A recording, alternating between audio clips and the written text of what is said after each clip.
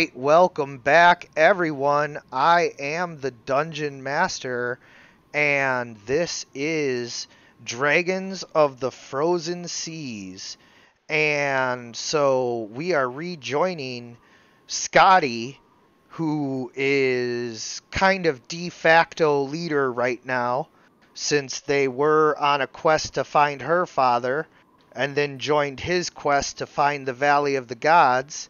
And now that Kultanin is dead, Scotty is kind of left to fend for the two Vikings left from her tribe that are here on the quest, along with the dozen or so back with the squirrels, hopefully still safe and secure. So you guys have just fought the ice trolls and the frost drake.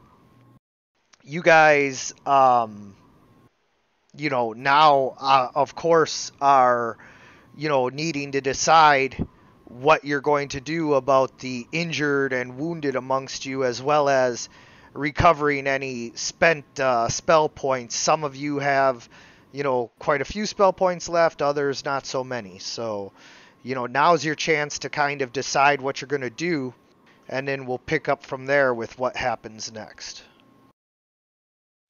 I have 0 spell points, so just keep that in mind. Scotty speaks up and she says, "Cousin Gillivi, I cannot help you with your mana, but I see many of us are wounded nigh on to death, and fatigued and exhausted, and that I can help with." And then she begins I think I scratched my ass. To get everyone. So please get ready for extra hit points and get ready to do the numbers, guys.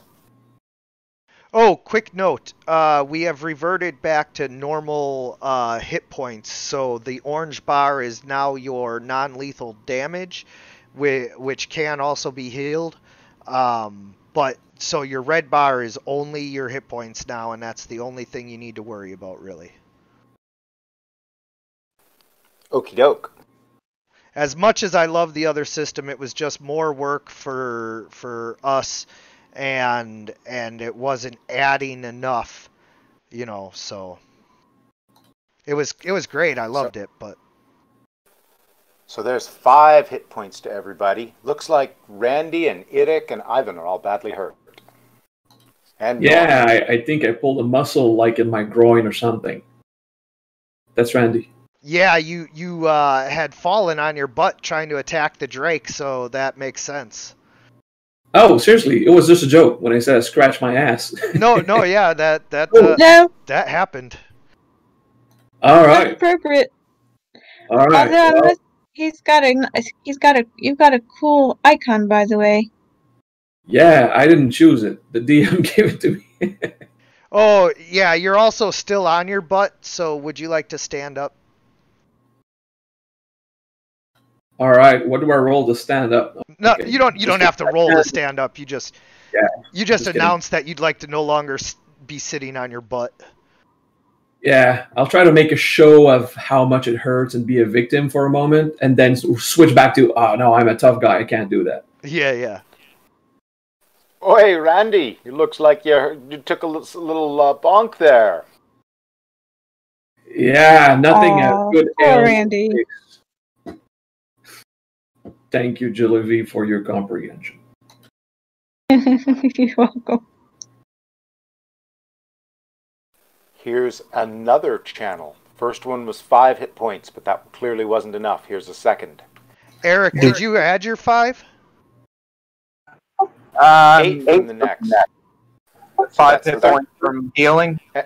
Plus 13 now to everybody. My browser's being slow right now. Give me a second. All right. Ivan, Randy, Irik, North, all plus 13 hit points. Yeah, I'm looking for where I can find that shit.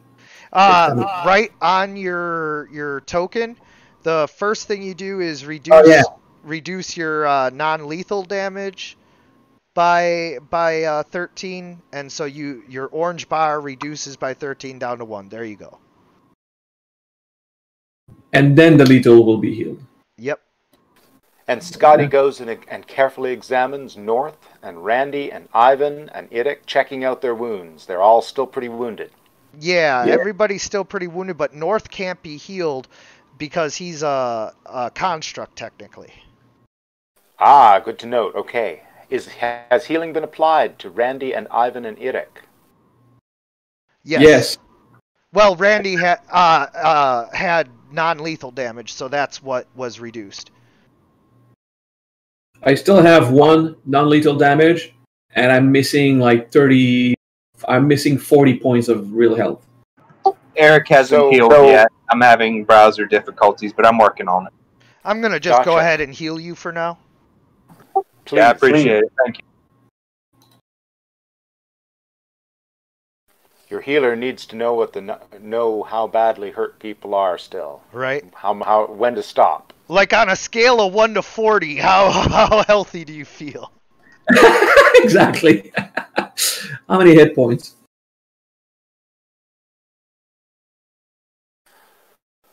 So it looks like Randy and Ivan are still pretty badly hurt, but Idik is almost fine. Yeah, Eric's okay, and don't forget, Randy and Ivan are just NPCs, you know. Yeah. We're tough, and we don't matter. And what's the point? Actually, you do. If it weren't for Randy and Ivan, we'd have all been dead a long time ago. Yeah, this party values their NPC cohorts. Except when they wake up sleeping, whatchamacallit.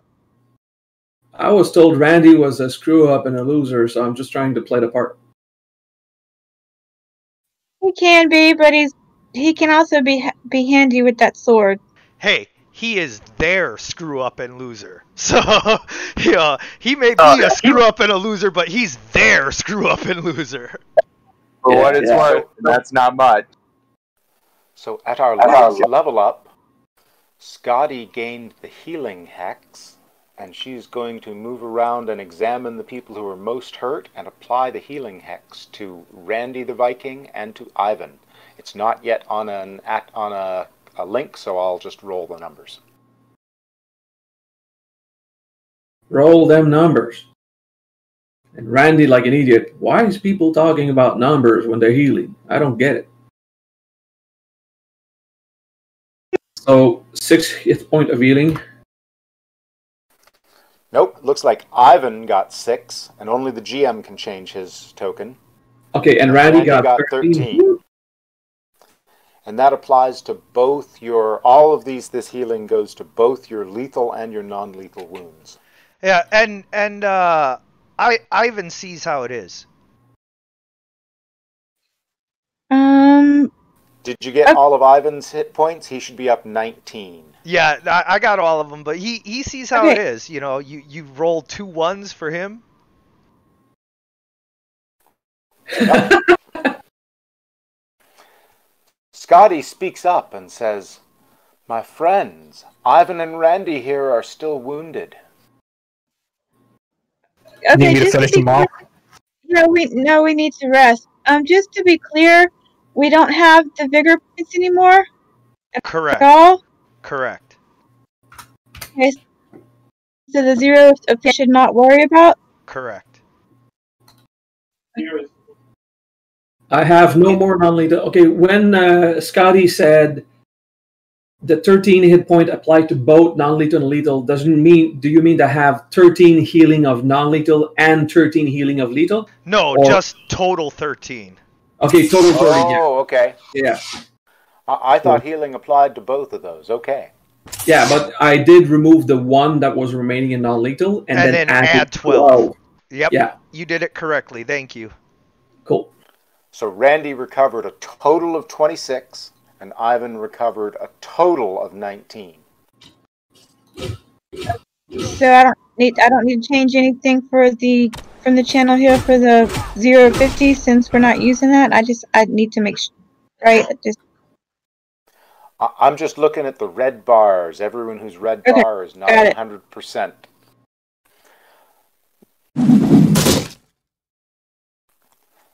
So, says Scotty, are we going to continue on, or do we need to rest? Let's I'll just continue on, give but up some and of go us seem home. exhausted.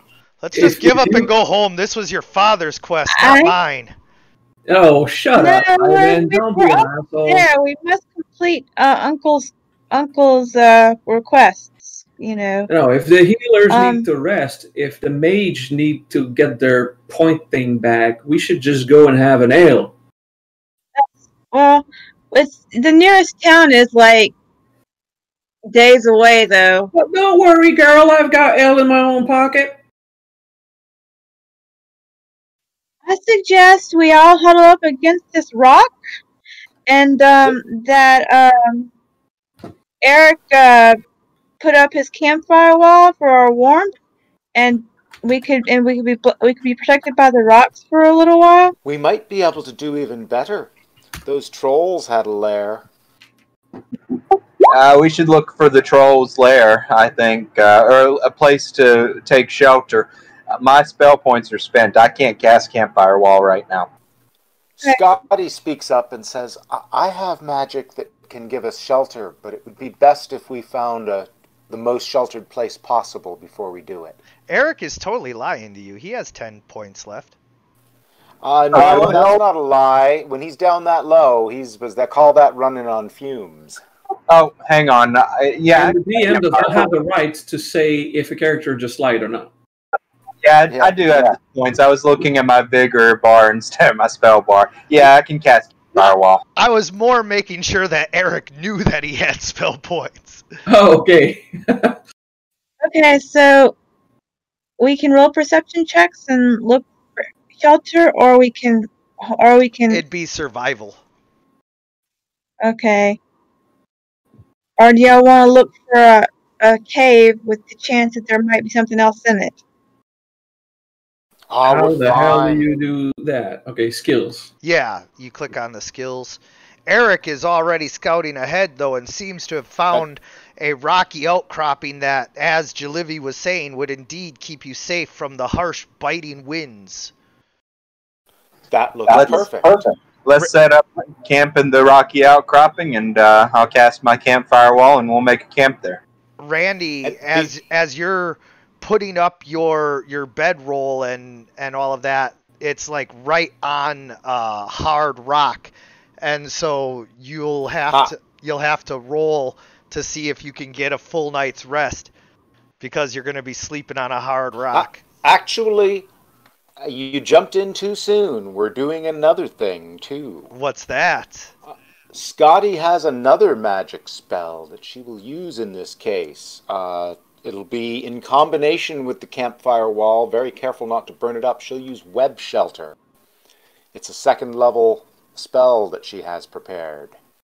You create a shelter of slightly sticky webbing. It has a hinged door, opaque walls, and it gives warmth and shelter. That will be comfortable. And hard rock is just good for my back. Yep, so you basically have a web hammock. That'll be good that's good for 4 hours, and she'll do another one if we have to. But hopefully the campfire wall will do it. Ew, gross. What are you doing, Scotty? Ivan's like, ugh. Randy loves it. Channeling the power of all those frost spiders and making webbing shelter out of it. Ugh. It's kind of gross, but it's warm. If you were not touched by the giant, I would not be following along right now. So Scotty says to Ivan, so does that mean that you don't want to get engaged? I don't know. Are you going to be shooting this stuff all over my bed chamber? Oh, just get a room, guys. It's time for cuddles for everyone else. Cuddles? Cuddles! Ivan looks at Ulf. Well, I guess I'm with you. I'm going to shove him back.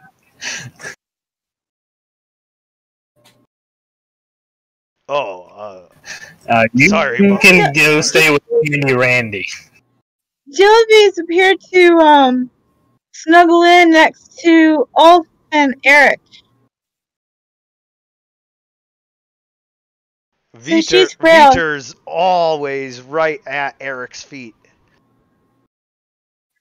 Open. Actually, he probably sleeps at your head and lets you use him as a pillow since he's nice and warm, and it'll keep you extra warm that way. That's Ulfin, one of the Vikings. Oh, is that Ulfin Ivan or Ulfin? Scotty tries to above you. burrow right into the middle when she's not on duty. North just stands outside the camp, trying not to melt, as does Narori.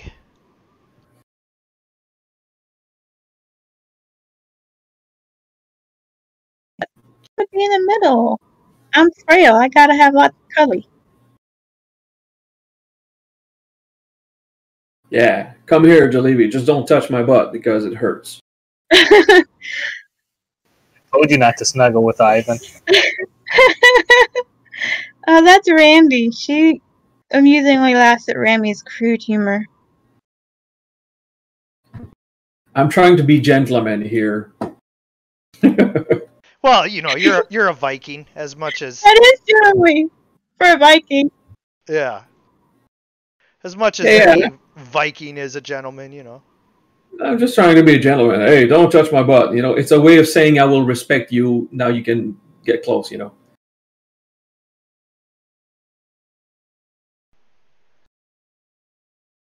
Don't touch my butt. A common Viking saying. You know, it's Yeah. Randy's idiot's perception of the world. I'm pretty sure. I guess it's a good Toward- thing we're not dogs, because that's the way of greeting by the dog.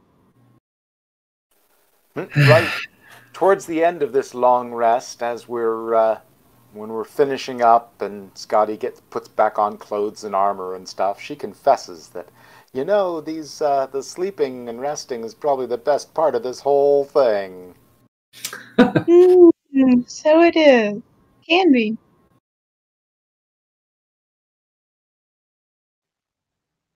Now, don't forget, you get all of your spell points back at a long rest. What about hit points? You get Oh, as we are settling in, Scotty will channel 2 more times. She still had lots and lots of healing left. And before we actually settle down for the night, Eric is going to roll perception just to make sure that there's nothing around. There's Auric around. I saw it. wasted if we weren't going to get a rest. So here's the rest of the healing. So there's another 13 hit points to the wounded people. Does that get everybody up to full? Anybody still hurt? yeah. Randy and Ivan still aren't full.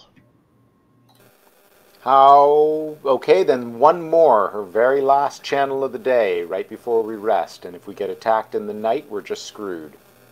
Yep. For 4 more to everybody. All right.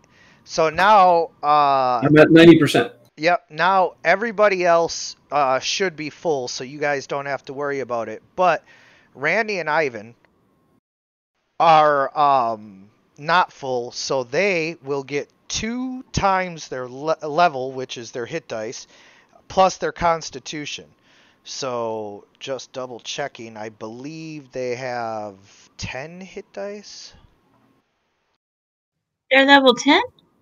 Nope, they have 8 hit dice. So 16 plus 4. So 20. Yeah, I'm full. And Ivan is 6 points short of full. Which is okay. Yeah. It's still like almost 100 hit points. Like, you know.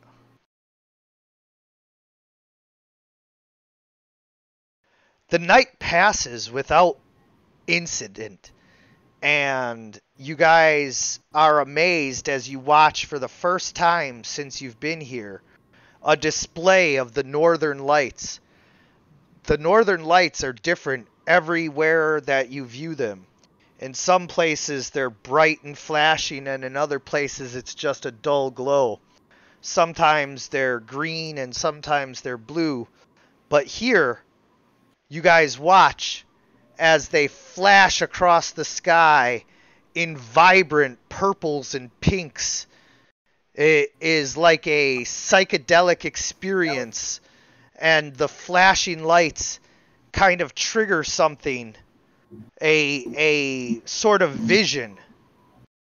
You watch as the flashing lights morph and change from a simple blur to a vibrant image of a great city just over the horizon, almost like a mirage.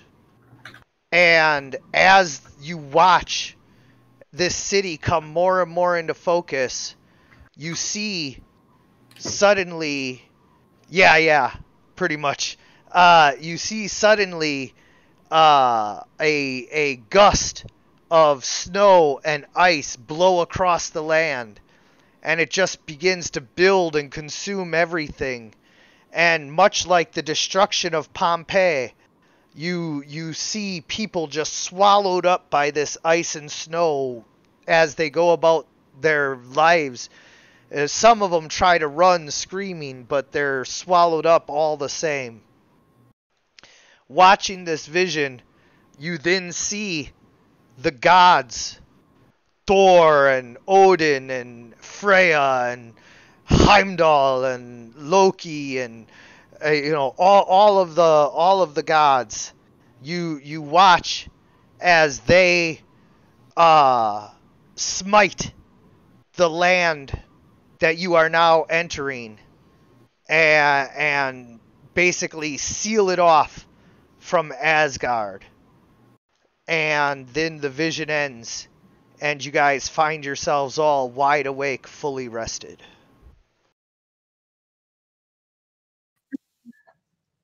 Julie wakes up on like the God's presence are strong here. They've blocked us. They've blocked this area from the outer planes, and Eric is going to make some coffee. Actually, I'm making the coffee. You're waiting. Okay, yes. In that case, I'll wake up Vitor and play with him for a bit. Yeah, Vitor has a lot of pent-up energy, and you're going to need to roll a handle animal in order to get him to actually do his daily training.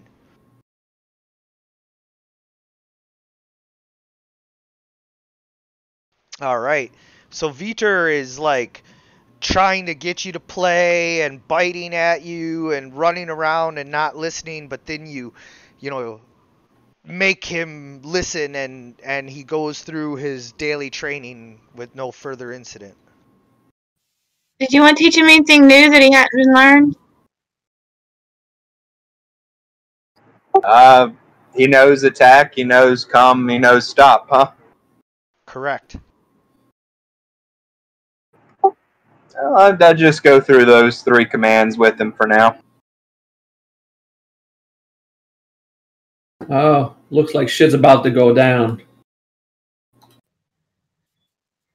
Shilby goes over and watches Eric play with Vitor and train him, and then she says, and then she goes after Eric finishes training, and she goes pets him because she likes Vitor. The hell? Vitor kind of gnaws at your hand gently.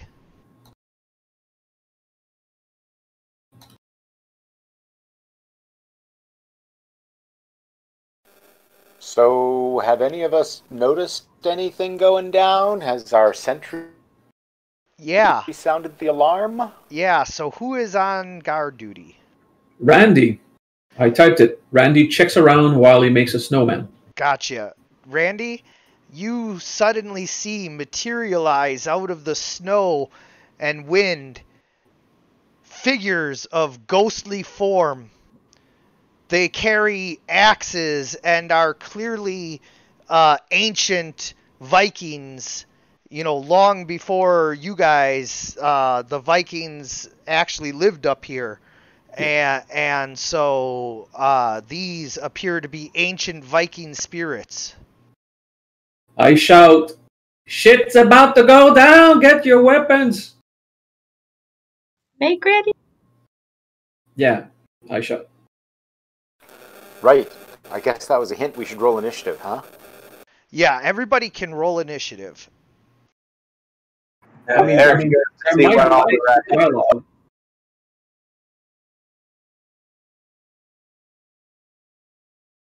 There might be place for dialogue, but Randy just said shit was about to go down Right. because that's his perception of the world. Right. And as always with all of my games, like there is always a chance to have more dialogue.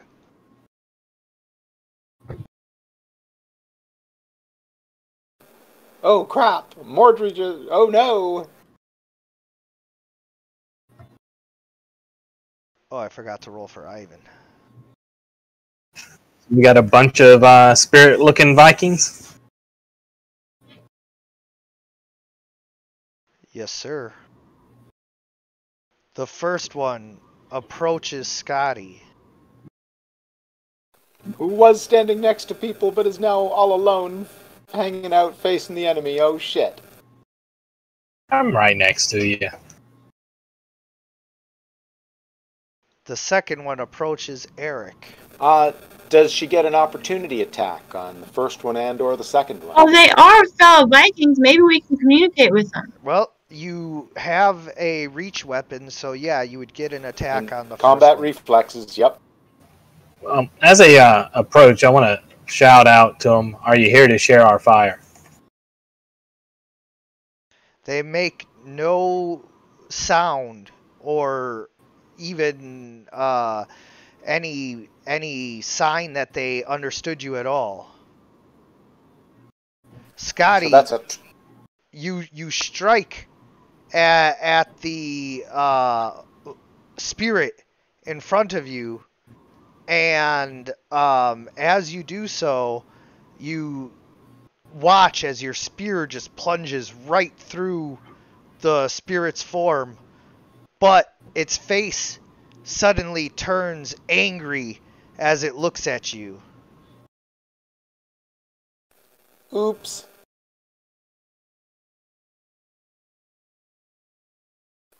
She will decline to take any additional opportunity attacks.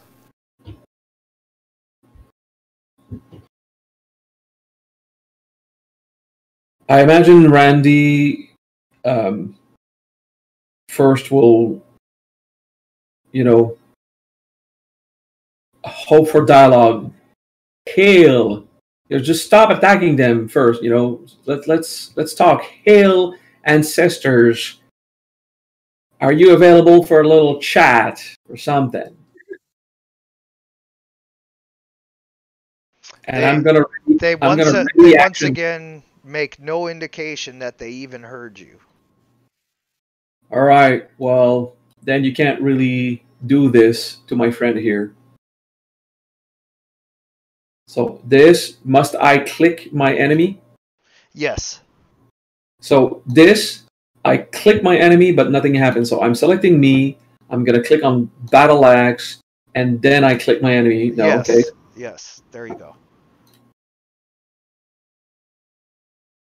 Yeah.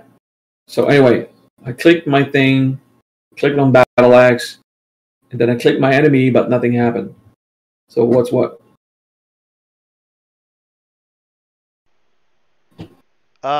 It attacked. I don't know what's going on. Yep. I saw Randy roll a 22 and an 18. Yep. So you attack, and I forgot, Scotty, you also had a chance to deal damage here. So give me 1 second.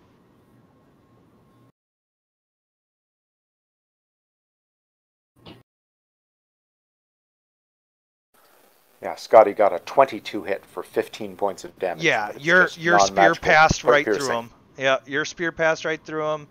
The battle axe passed right through him both times. So you guys swing on the spirit, and although you connect, it just passes harmlessly through it. Do I have anything magical, or is it just like No, the only thing magical right now is Ulf has Excalibur, and you guys have some spells. Do you guys have any other magic weapons? No. I don't think so. All right then. Can I Negatory, finish just my that movement one. going in his space? Can I just like trouble him Sure. to get the attention off Scotty? Yeah. Yeah, the goal is to trouble the ghost so Scotty becomes secondary, because Scotty probably can do something about that ghost and I can only piss it off. That's my turn. They have not taken any hostile actions. Yeah, they also have not communicated. Well, we got to find a way to communicate with them. It's not clear at this point whether they can actually hurt us either. Hold off on attacking them until they hurt us. Yeah, They may want to talk. That's what I already said. We just Yeah, got to figure it out. two of us offered that, and they did not respond, and they got too close. I mean, if their way of negotiating is to get in our face, that's not cool. I mean, it's a threat. Who knows? Maybe they talk to us in our mind through contact. We don't know yet. What's a mind? Can you describe the one that walks up to me, what he's doing? Yeah. As the Viking spirit approaches you, it has its axe hanging loose at its side, and it begins to open its mouth.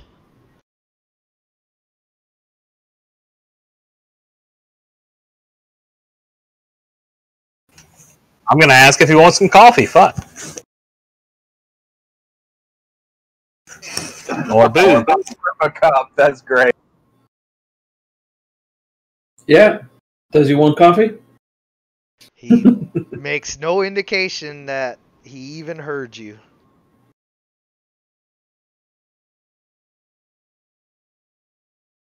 I'm going to wave my sword at him, but not towards him. Just kind of like waving it side to side, like, hello. No indication. All right.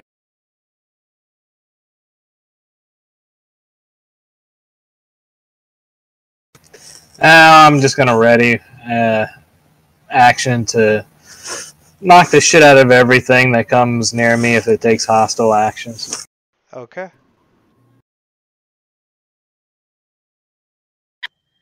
Okay.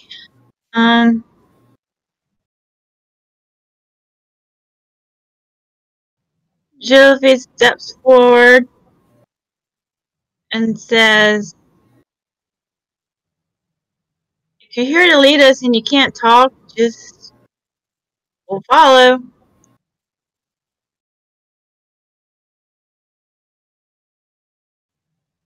So basically she's trying to figure out what their intention is. They're not trying to hurt us yet, but they're not, so maybe they just want us to follow. So maybe we just have to do an act of blessing or something, or maybe an act of maybe we just have to show them some act of respect or something. I don't know. So I guess she kind of bows and says, you know, she just bows in respect to him and see what they do.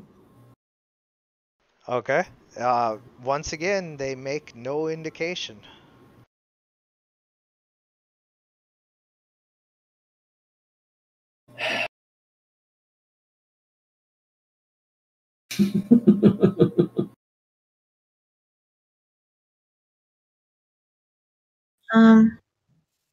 Other than that, I'm gonna hold for a total defense action in case they do attack. Okay. And that's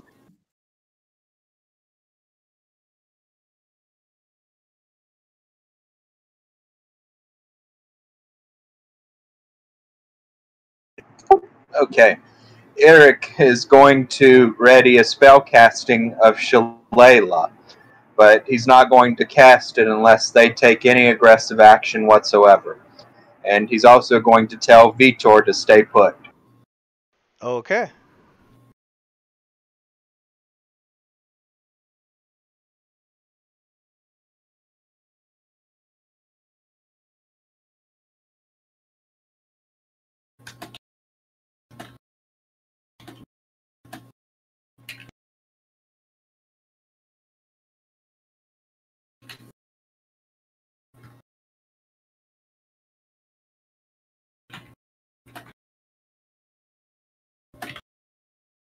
So it walks right here.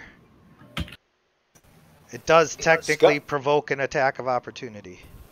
Scotty declines to take that. I don't want to attack it, but I want to take my 5-foot step to block, to put myself in the path of its movement. Okay. So that if it wants to go to where it's trying, if it wants to get to Jilliby, it'll have to walk through me. Yep. Any reaction from it? Nope. It does stop, though.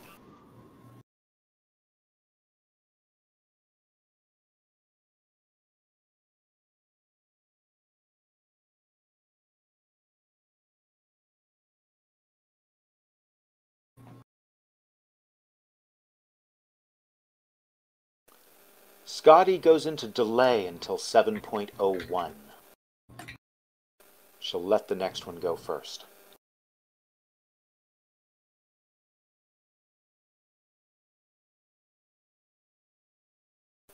That's just move her down one on the ring, on the ladder.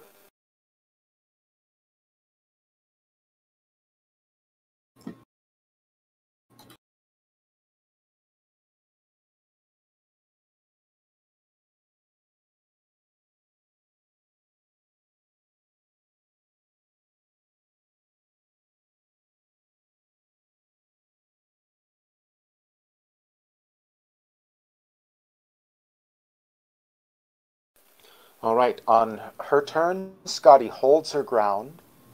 She readies her shaman implements, little bag, and she's all prepared to channel positive energy to harm undead, if and only if they do something hostile and trigger her. So, readied action to channel positive energy to harm undead, but not just yet. Okay.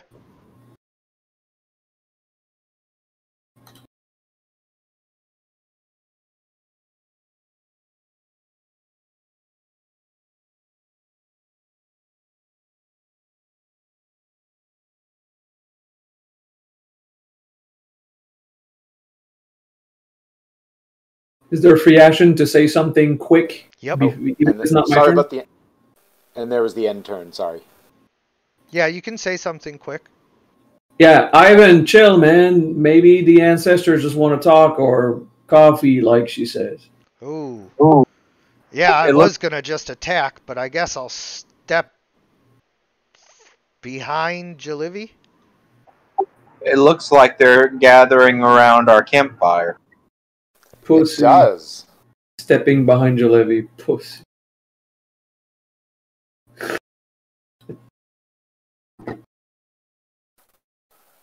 Let them at the fire if that's what they want, friends.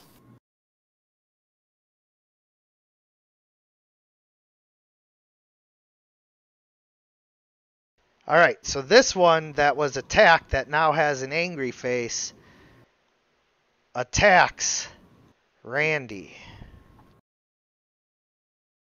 Since the others aren't attacking, Scotty does not trigger her channel yet. 14, Yeah, let's chill. We kind of... 14 does not hit, I'm pretty sure. Yeah, 22. So I'll just verbally answer, hey, chill, man, chill. I think we understand, okay? I'm sorry. We're sorry. And I make a peace move with my hands up, axe back, hey, peace, chill. Eric is going to hold his action. Even though that one just attacked, he didn't injure anybody, so he's going to hold his action at this point. Yeah, and you also see Randy's positivity regarding it. This spirit reaches out his hand and opens his mouth. Feed me. Can anyone talk to them? Has anyone magic to talk to the spirits? No.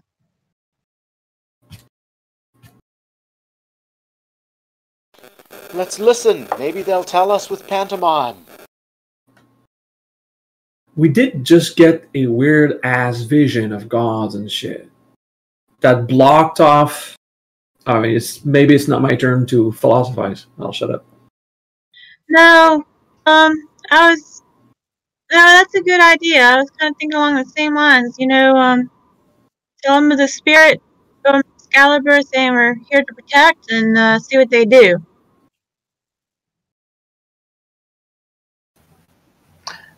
I'm going to deliberately provoke an attack of opportunity and step away from one of them to just see if he attacks me.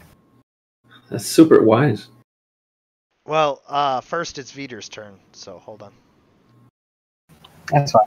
And I tell Viter to stay put. And then is that his turn? That is his turn. Okay.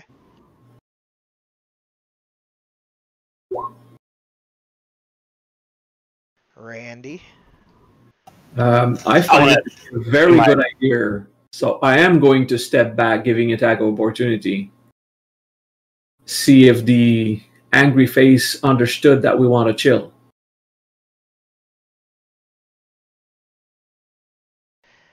It hits you for 3 strength damage. So now you go to your sheet, and to the right of your strength, you'll see a spot for damage, and you just put in 3. I go to my sheet, and next to my what?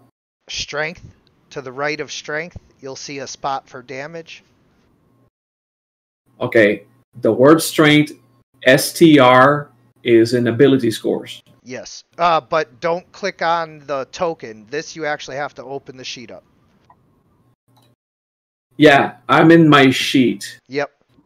Okay, and in the sheet, there's in the core, right? I'm in core? Yep, core, correct. And then right at the top there's strength, and then you just enter 3 in the damage column. Yeah, I don't see strength at all. I see in ability scores lower, STR, DEX, Con, Int, I see that. At STR. Okay, next to STR. Okay, so on the right of STR, there's total, mod, base, and a bunch of zeros, ability scores, damage. Right, damage. Oh, damage. 1, 2, 3. Yep. I read 3 there. Okay. Is that it?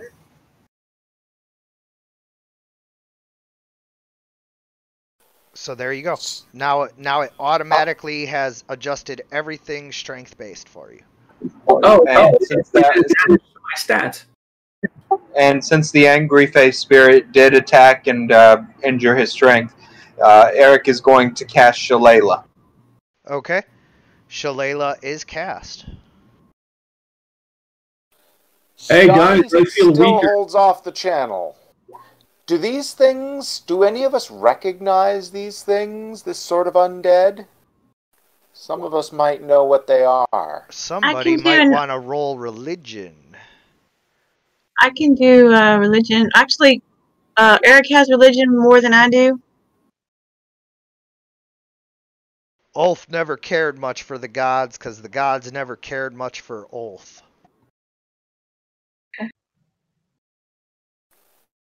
I don't know what Oh my god, that was robotic. are, but I'm not sure I like the look of them. They seem all shadowy. Yeah, I think Ulf has it. Eric just I think knows we gotta whack them. Eric just knows that they're not natural. And Randy says, I feel weaker since they touch me. They damage my strength. And since they attacked Randy, I'd like to take my ready to action to start hitting shit. Okay. I'm gonna Full attack the one in between the rocks. Is that the angry faced one? Well, just hold on, Ulf. Okay. So none of you knows anything about these. Randy, are you doing anything else? Randy, being hit, has no magical ability, so he's gonna go back and try to trouble the space of these guys to get attention so that Scotty will have less attention. Randy, be near. They're about to all come at me, said Scotty. All right, Eric. Okay, Eric is going to move toward the one that's angry faced that attacked, and he's going to attack that spirit with his shillelagh, even knowing that it'll provoke an attack of opportunity toward the closest spirit. He's going to see if that spirit is going to attack as well. Okay. Does it? It does not. Okay, All so right. you don't have to care about the angry face. Eric is going to attack the angry face spirit.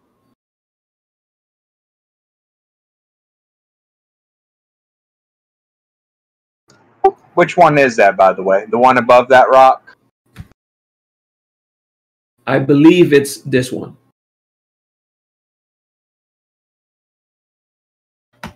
I think it's the one right next to Scotty. Well, whichever one it is, Eric is going to attack that one. Yeah.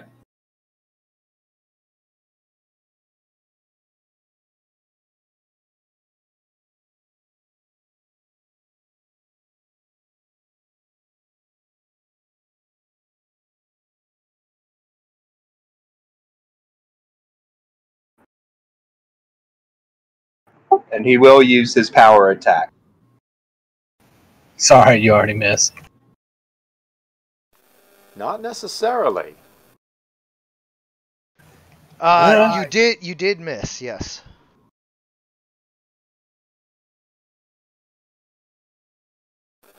None of the others are showing signs of attacking, right? Correct. Anything you want to call out to give my character guidance, Scotty? I got nothing for you. Sorry, Ulf.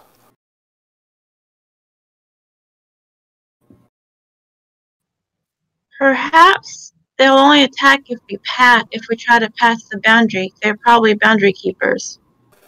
The only one that's hostile is the one I poked. So I think you're right, Jillivy. Let's take down that one. Leave the rest alone. Yeah, I'm gonna try and move past the one in front of me and circle to get to the other guy. Ulf's in range from right there, isn't he? Hold on. No. Alright. Any problems in moving past that guy? Yeah, it's rough terrain, but you have enough movement, so.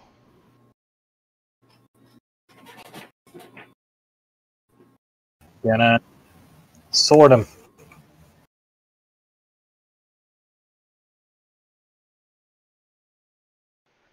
Wielding the bright blade Excalibur, you swing it down at the spirit.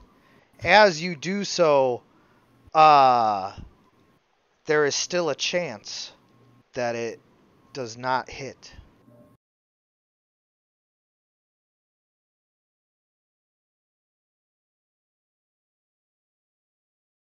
But it does. And as the magical blade connects with the spirit's form, it suddenly bursts in a bright light and dissipates. Do I still have enough movement to step into the area that he was in? Yes. I will do so. Okay.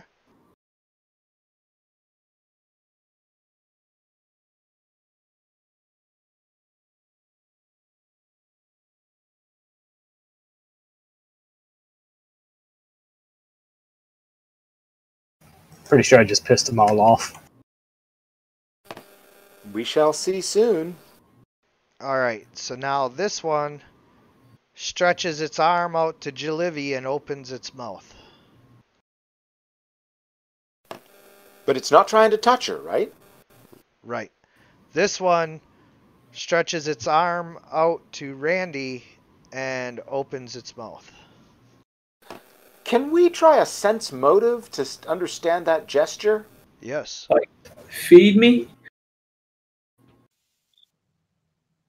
We'll try that.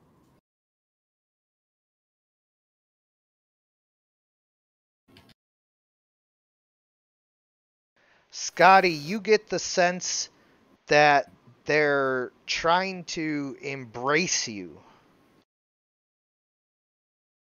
Ivan, let them touch. These... Scotty speaks up and says, they're trying to embrace us. I think they might be relatives who are dead. They could also be the Bud Pirates. They may help us. We need to talk to them somehow. If they're Bud Pirates, Ivan's the best to talk to them.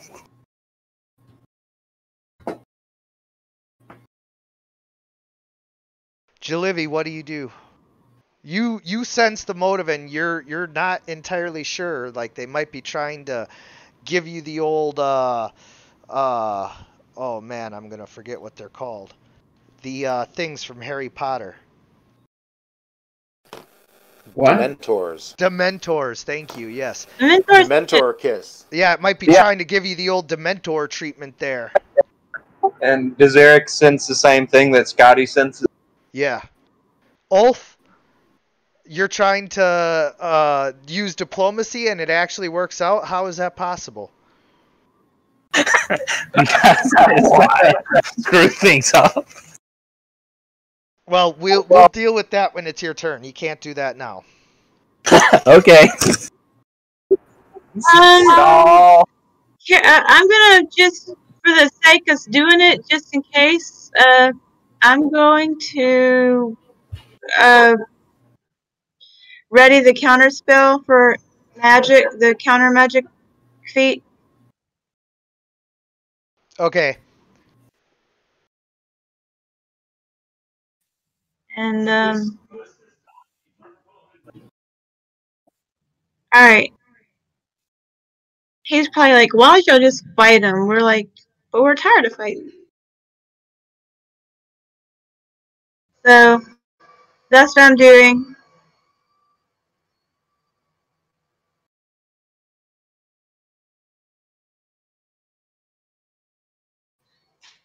And I'm also gonna cast Mage Armor.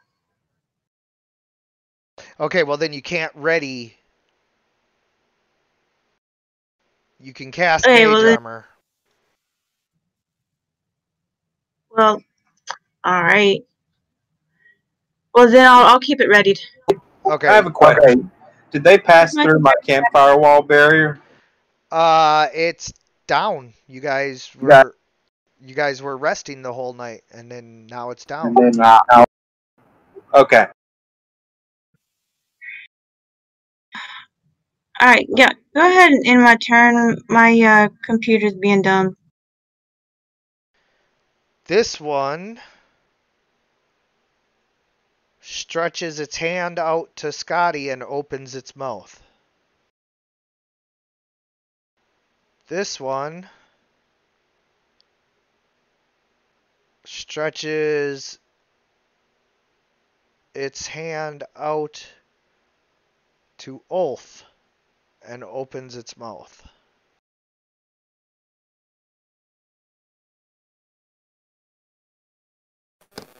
Scotty readies an action again to channel if violence breaks out, but otherwise just does nothing. She's just going to ready an action to channel positive energy to harm undead if it should be necessary.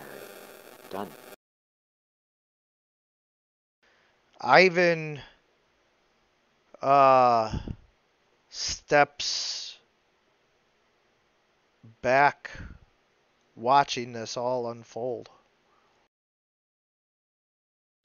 Alright, So this one stretches its hand out to Eric and opens its mouth. Or wait, didn't it already do that? No, because it's at the end of the round.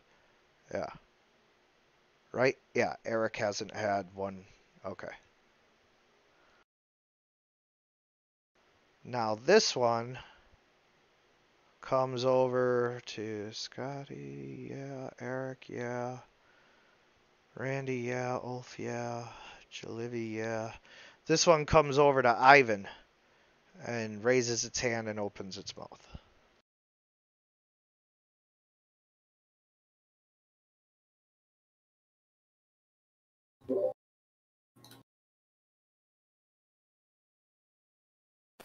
Hey, GM, you said they were trying to embrace us. Is that Yeah. trying to embrace us in an appreciative way or trying to embrace us in a grappling way?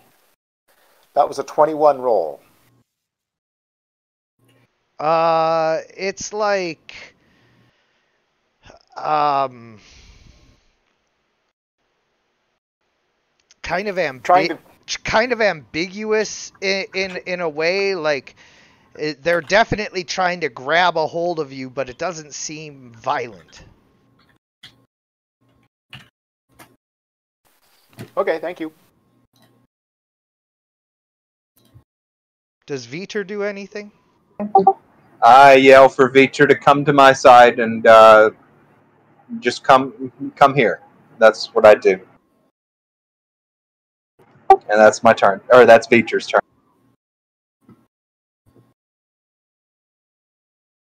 Oh, hell no! Oh, no. I'm getting the hell. They're sucking my strength, man.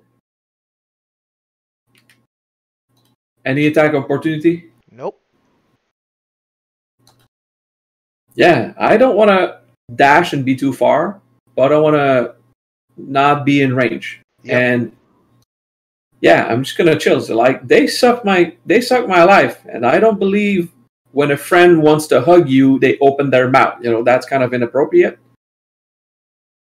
I do not see the end turn, but I'm sure it's somewhere. If I put it in the bar, here you go. Yeah, you know how to do that. Yeah. Okay. Is there any food around the campfire? No. Okay. Well, we have rations, don't we? A few left, yes. Okay. That's not going to help undead. Okay. Eric is going to go over to the spirit above Ivan, the one that's kind of off by itself, and he's going to reach into his bag and pull out a food ration and attempt to stick it into the spirit's open mouth and see what happens.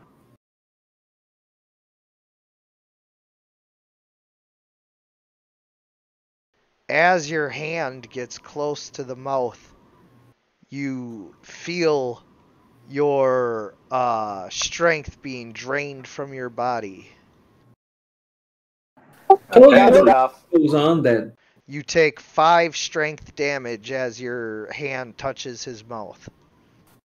And that triggers Scotty's ready to action. Fight has begun. What? Channeled energy to heat. What to did harm he undead. do? What did he do?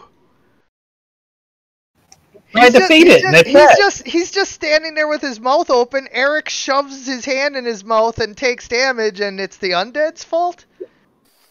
Yep. Okay. Hope this isn't the wrong thing to do, guys. Here's the damage. They're going to be real pissed at Scotty.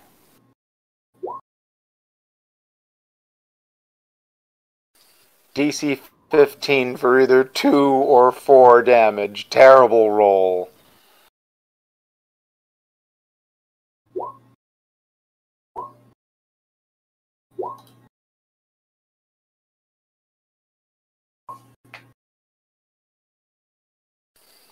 And right after doing that, Scotty yells out, "Destroy them with fire!"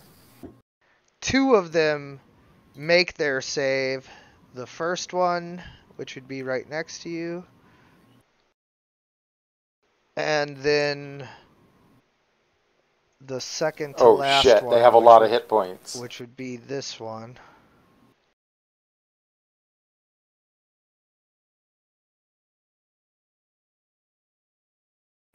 Okay, how do I do the strength damage?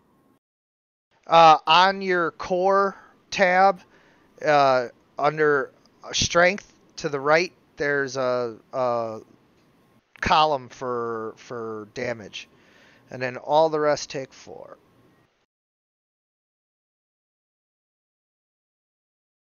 And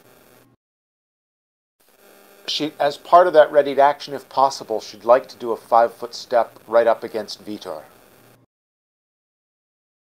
No. Yeah, stay next to me. Yeah, right between Ulf and Vitor.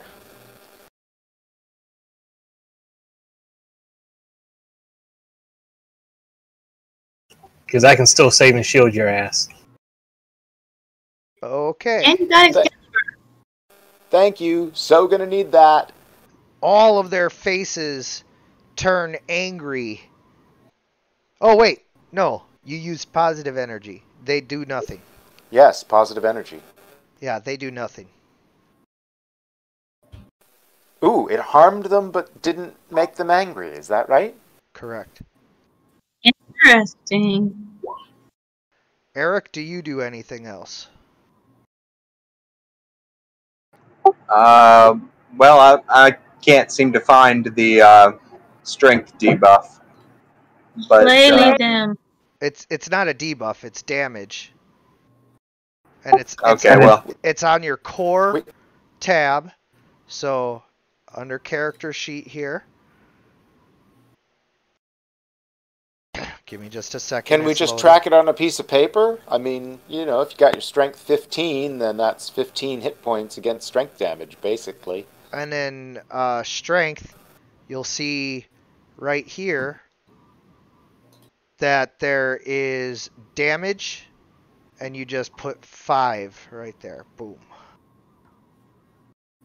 And then now your strength has been adjusted.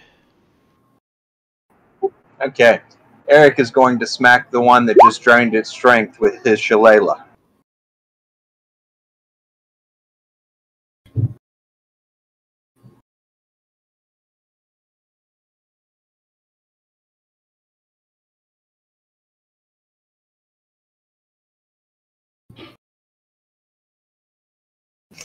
I'm gonna start making that diplomacy check that I was talking about earlier and try to apologize for killing one of their dudes.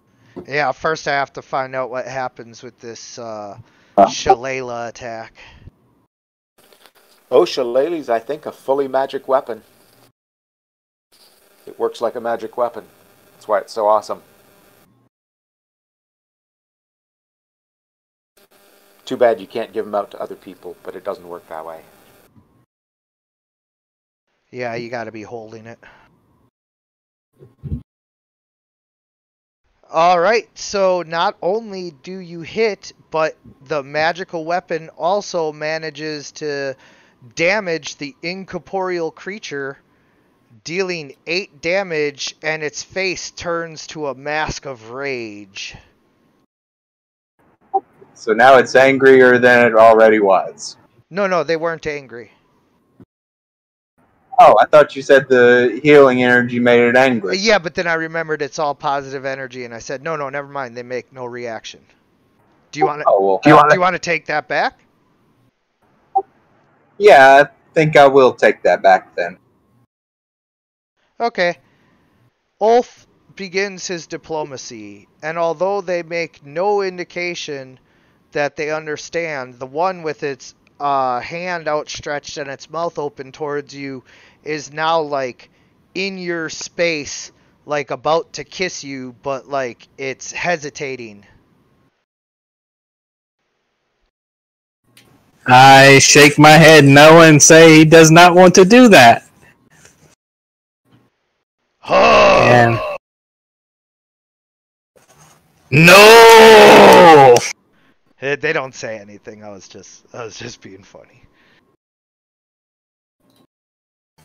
If they try to touch me, I will make my attack and any attack opportunities if I'm warranted, but I'm not gonna strike first. It hesitates just outside the point of touching. And I hesitate just outside the point of stabbing.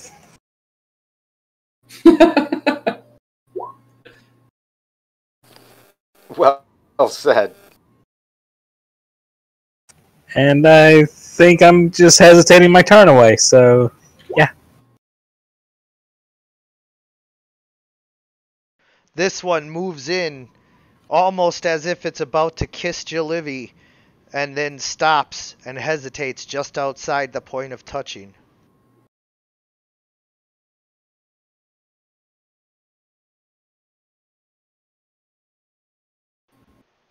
This one moves towards Scotty. Yada yada, you guys get the point.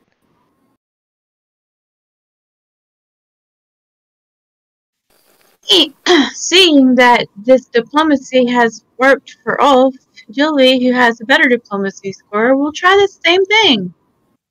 Maybe get them to. The goal is to get them to be not hostile so we can pass eventually. Yeah, I know. You like the effort on that description on that one. It's the same thing over and over. They move in until they're almost kissing you, you know? Yeah. No. Just seeing that Ulf's diplomacy is working. Oh. Yeah. Ulf's diplomacy working, unless Jillery is just really screwed up, which kind of is her luck sometimes, then, What are we she should basing do fine. What are we basing the definition of working off of? They're not trying to give us vampire kisses anymore. Yeah, they They're are. hesitating. They Oh. hesitated. Yeah. What do you suppose would happen if we just ignored them and continued on? It won't work. I want to see. I'm hoping the DM will tell us if we can get it to a point where they're one thing less hostile, and then we can pass. Well, if these are boundary keepers, as we think they are, then they're not acting aggressively toward us. What happens if we move into whatever their boundary is? Now, that is something we have yet to discover because we're all just petting footsies. They ignore you as if they can't even hear you.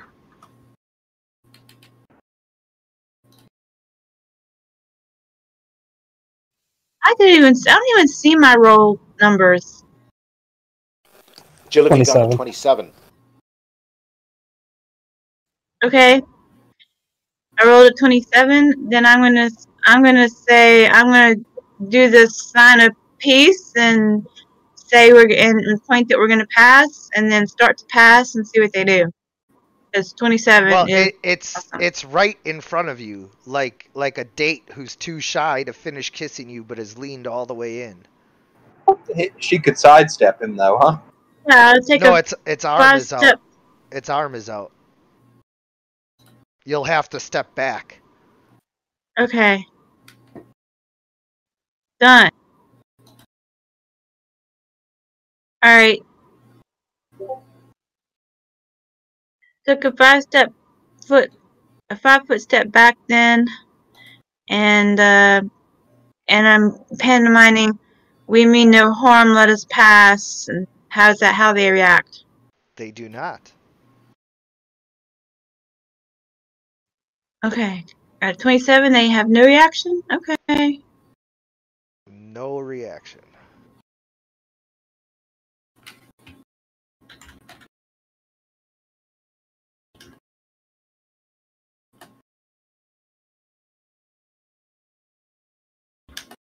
This one moves over to Eric. Same deal.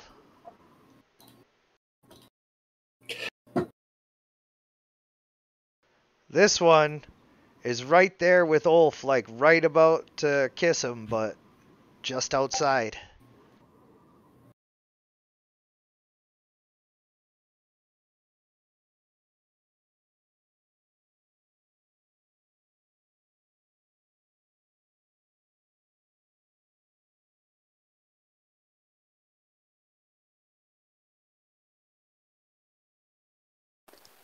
Scotty calls out in a commanding voice to all of them. Find peace and return whence you came. You are released from this world. Find peace and go to your final destination. And she channels positive energy for 5 more. Yes, because if I were a cleric, I would have done that a long time ago. Well, Scotty is not tied to the gods. She's shaman tied to the spirits, but works much the same.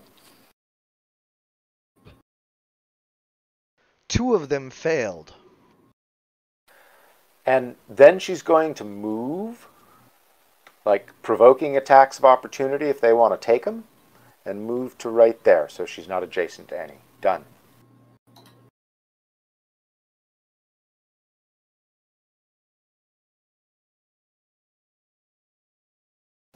I'm too focused on stabbing the one in front of me if he touches me to follow Scotty. I think the GM is still applying damage. I know, but I'm just role-playing my little dude. I only do it once per session. Aw, please do more. Nope, can't do it. Ivan is like freaking out, so he takes a 5-foot step back and is backed up against the wall and readies to attack the spirit if it moves in closer. This spirit moves towards Randy and has its mouth open, hand up. This spirit moves towards Ivan, who attacks him.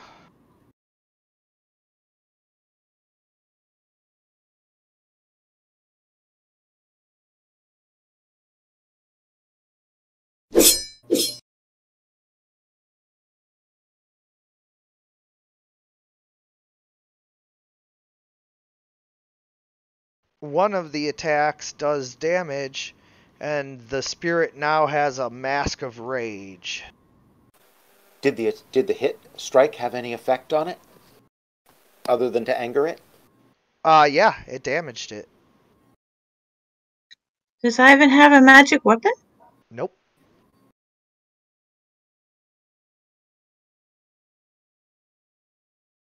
Oh, it's not dead. Well, I mean, it is dead. You know what I'm saying. Yeah, but it just is odd. I'm just trying to figure out why, if he doesn't have a magic weapon, why it worked, but with others it didn't. Because it doesn't in They're them. going to yell at Vitor, attack the one that Ivan just attacked.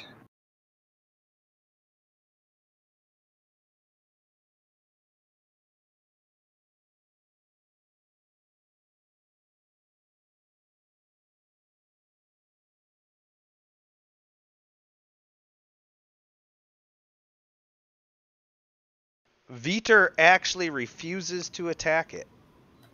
Well, you can roll a handle animal.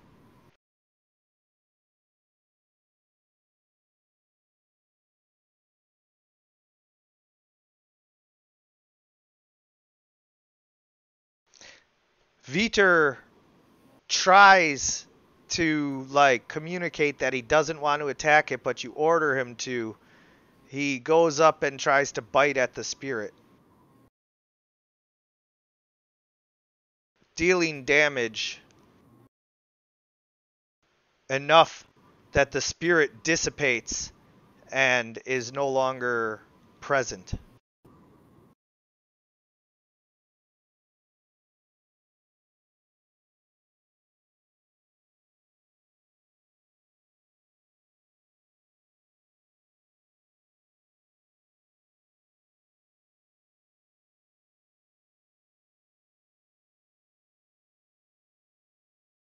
And then is that Vitor's turn? Yes.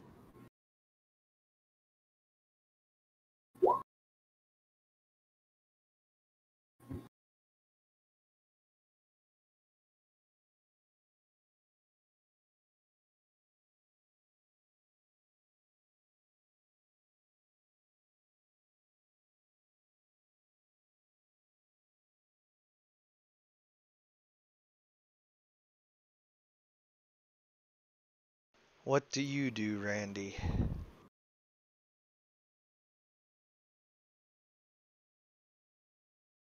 Freaking out that all this is going to shit. I imagine, is this a flank, and does that change anything on the roll? It is a flank because she has a reach weapon and it gives you +2. All right. So I'm just gonna go and whack a whack. So I click on attacks, I click on battle axe, and then I click on this guy, and it does nothing. But when I click battle axe, it did. Both attacks potentially hit. Let's see if they do damage. The first one does. The second one does. Good. Both of your battle axes strike the spirit, who dissipates and disappears. And I go put myself here, which will give flanking bonus to whoever. Eric. Yeah. I mean, to Eric or... Yeah, actually, I thought, yeah, there's nothing else. So that's that.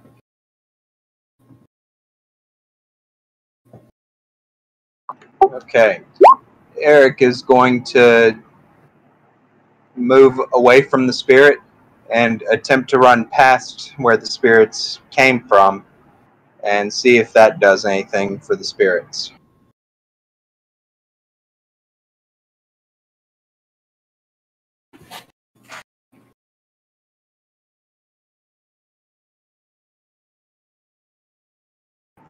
Does that get any reaction from the spirits? No, sir. All right. Well, Eric is going to end his turn then.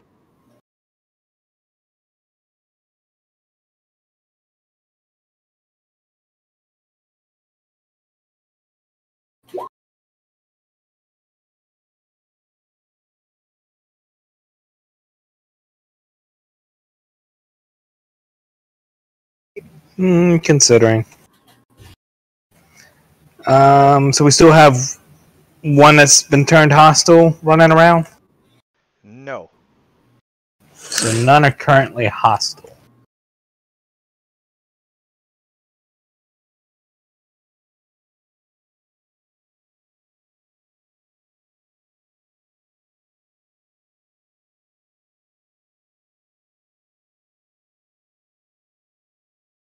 I'm just going to cautiously stroll over to the other side of Randy. Do I provoke any attacks from him? Nope. And then I'm going to sword the guy right in front of me, and I guess Randy and Vitor let me get flanking on it. Yeah.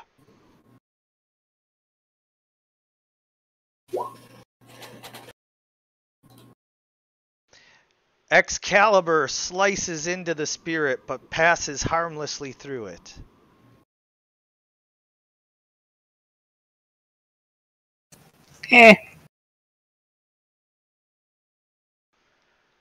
It continues to move towards you, Jalivi. It continues to move towards you, Scotty.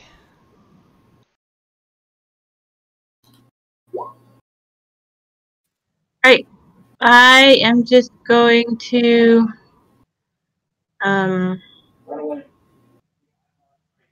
yeah, I am going to float myself up on my little magey thingy and go over there towards Eric.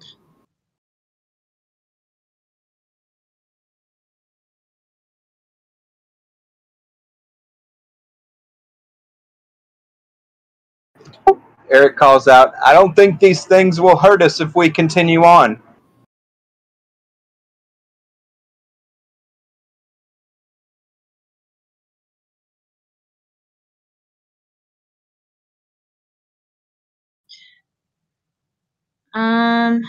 Let's see. Floating disc is a level 1, so that's 3 spell points. Correct.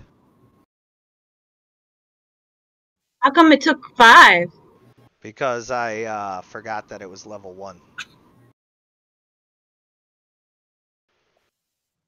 Alright. So I'm on my floaty disc over here by Eric. And that's my turn.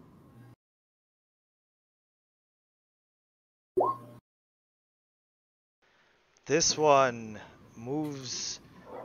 Oh, wait, yeah, you pissed it off. This one is now angry and attempts to strike Ulf.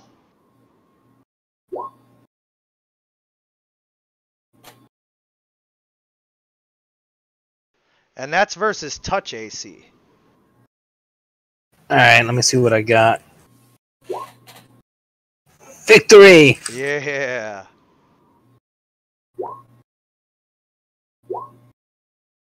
This one moves towards Randy.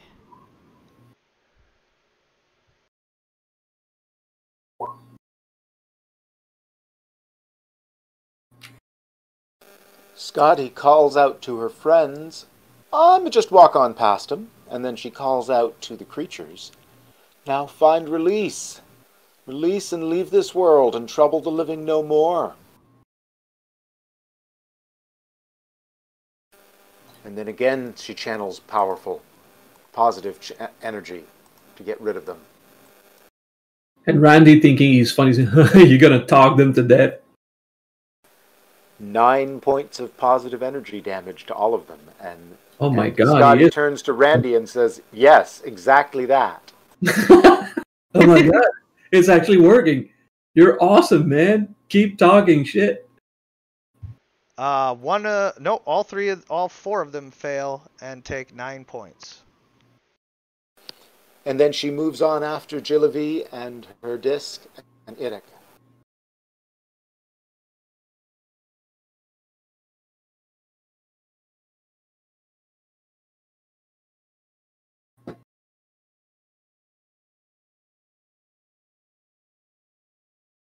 Hey y'all, since if they follow again, we should all aid Scotty to see if we get extra damage for her positive energy.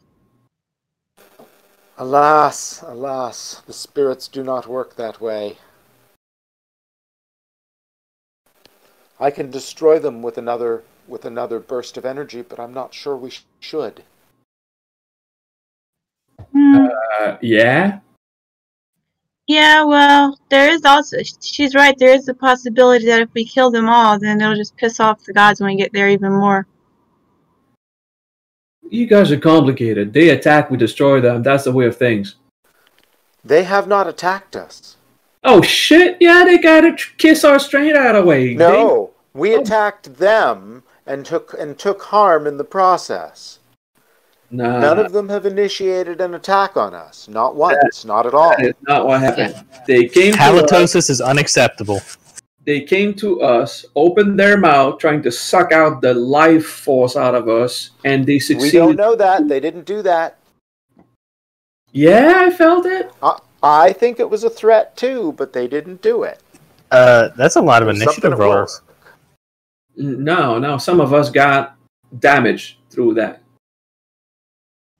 Yeah, You guys are a bunch of hippie positive blowminders. You don't get the point. There's a bunch more ahead, guys. That's Is what it is. Is that your turn, Scotty? Scotty calls out, "Oh shit, there's more!" And she uses her last little movement to run back that way towards the less harmful, less dangerous thing. yeah. Done. Ivan steps forward to provide flanking for Ulf.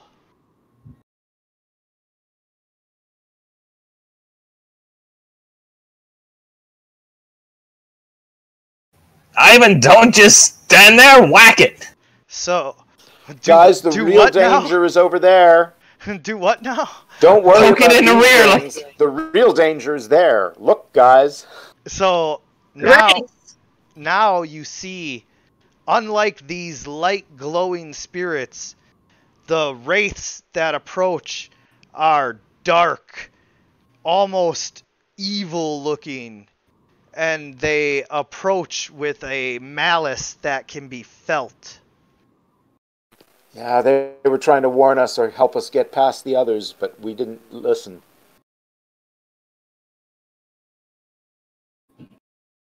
I mean, we were gonna go anyway, but these ghosts were not trying to warn us. They were trying to suck our strength so we cannot defeat the raids. No. They Battle were trying strategy. to. No, I get it now. If they were asking us to merge with them, and we could have cloaked ourselves. Maybe that's what we should have done. How many are left? All right, Eric, the Wraith steps forward and with his ethereal sword swings at you, hitting your touch AC, dealing 3 damage and 1 con drain. So that goes under drain, not damage.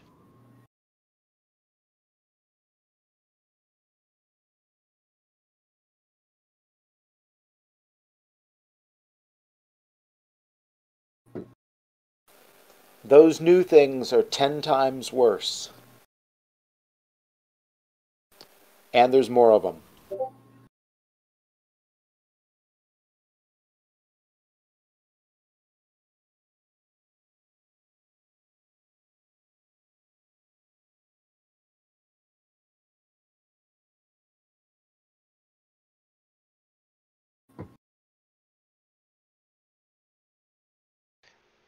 Scotty, as soon as Jalivi says that, you suddenly remember the Vorur, guardian spirits that stay with you from birth until death.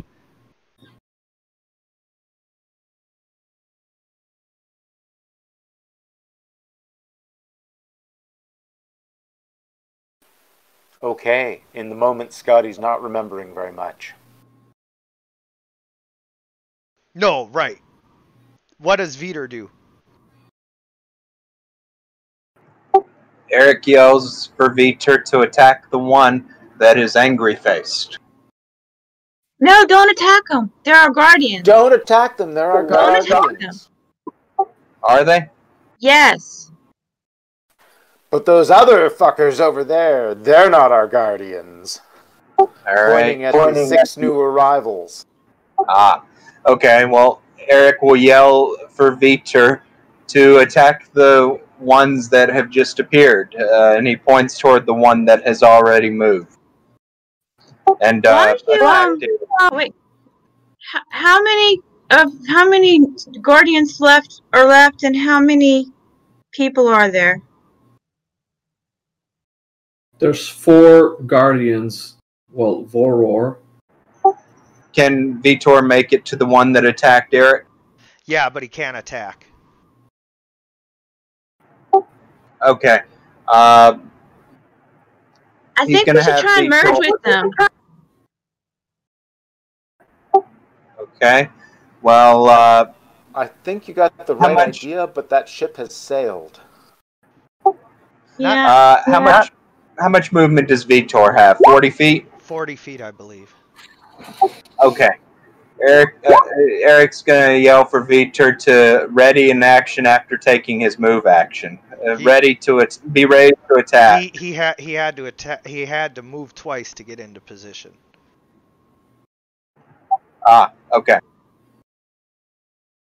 Well, that's gonna be Veter's turn then.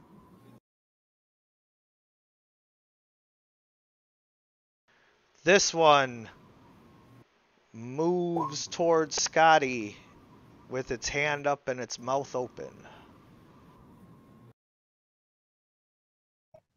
This one moves towards Jalivi with its hand up and its mouth open.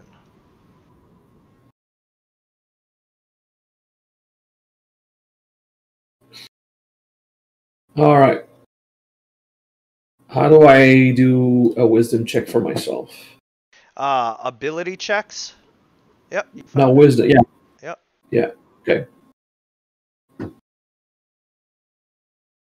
Okay, so Randy, trying to figure out the hell's going, is simply not going to move. It's just open his arm and wait.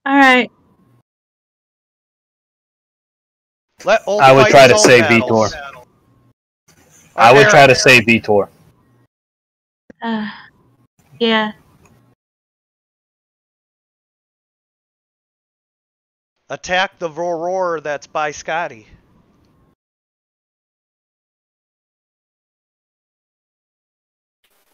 And Oh, Genevieve can God. also move, right? She still has some movement. She could move or cast a spell.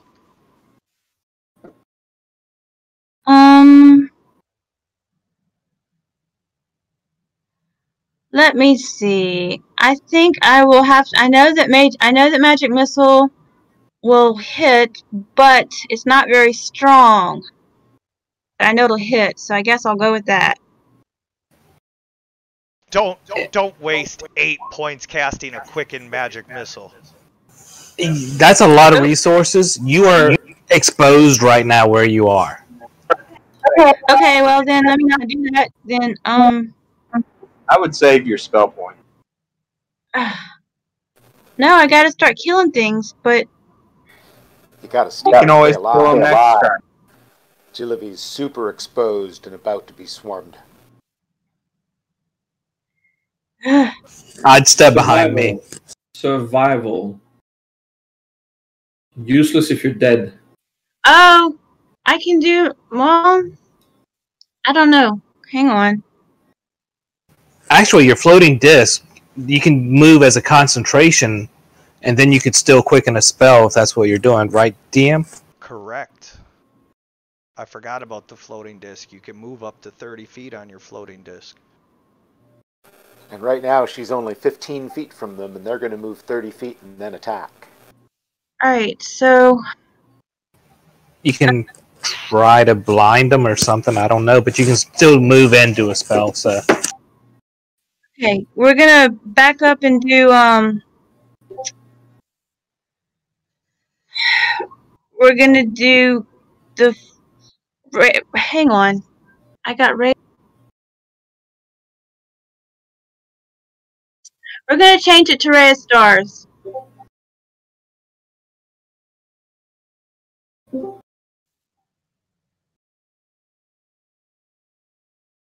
So, what did I miss?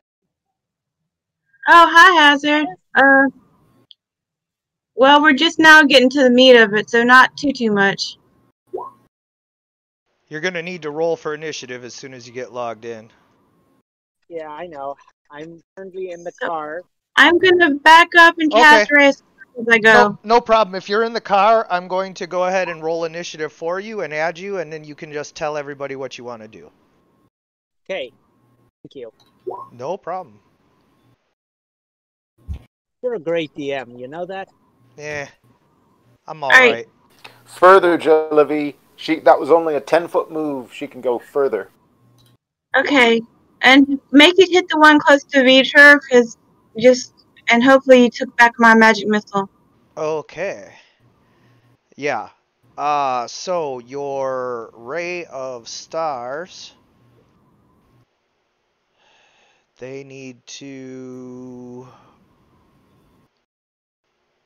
Oh, it should have rolled your ranged attack with that. I don't know why it didn't. Alright, so roll your ranged attack, Jalivi. You need to click on attack and then ranged attack. In the spell sheet? Not in the spell sheet, just on your token. And just to be clear, the 3 damage that Eric took earlier, that was to his wounds? Yes. Yeah, there's just hit points now. Okay. Alright, so... I am sorry. This is a new mechanic for me with the quicken and the yeah, I understand. concentration. Yeah, I understand. So, this spell cost 1 point, but you quickened it, so that's 9. So subtract 9 from your spell points. Okay, so it would be 39. Okay, got it.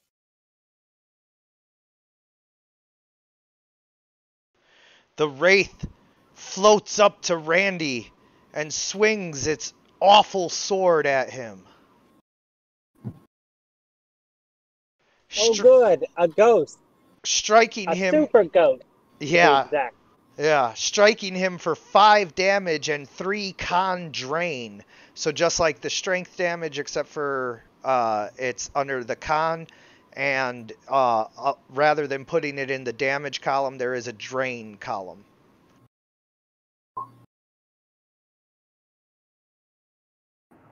Okay. Eric is going to move to have a clear line with the line of wraiths. He's going to move underneath that last wraith there.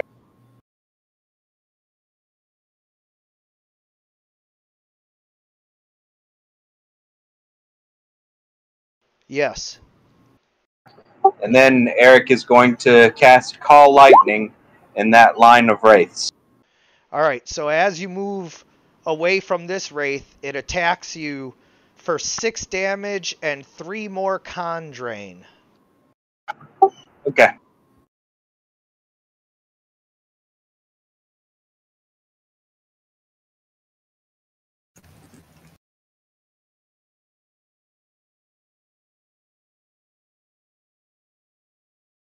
I'm just getting my con drain now.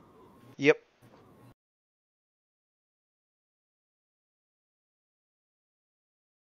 Get that con drain on. Wait, I think you did it wrong. Oh.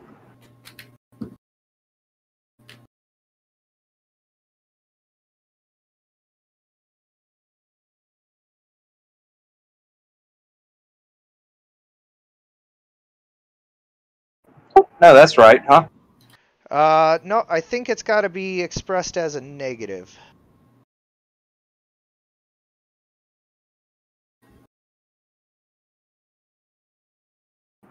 Okay.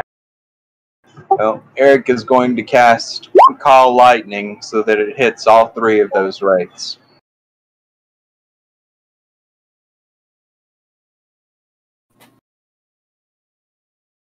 Settle. Don't run.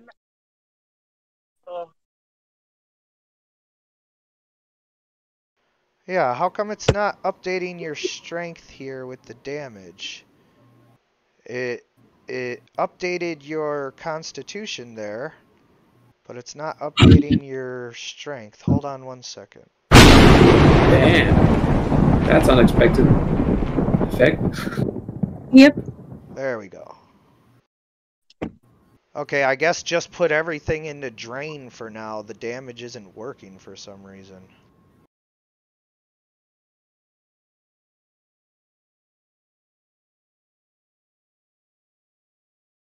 Did I even kill the race at all? No. Ugh. Yeah, damage isn't working. Yeah.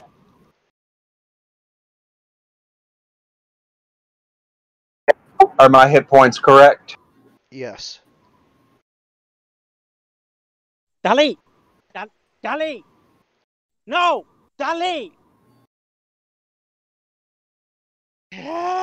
Dali, do not run into the street. Oh, damage is working. Okay. I don't have the...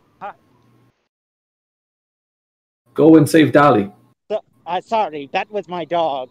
Yeah. Go do what you got to do, man. Yeah, go save her life. Wait, said. All right, Eric, as you cast your Call Lightning,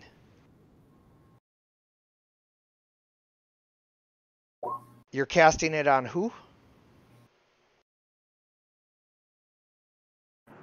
The far wraith.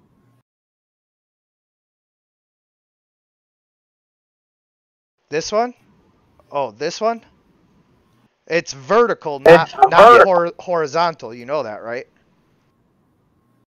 It's vertical? Yeah. Yeah. 5 foot wide, 30 foot long, vertical bolt of lightning.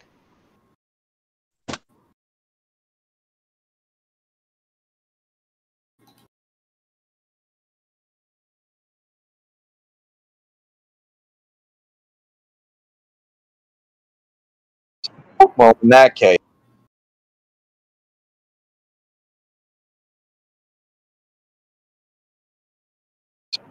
I'm gonna cast it on the wraith closest to me then. Okay. And so he needs to make a reflex save.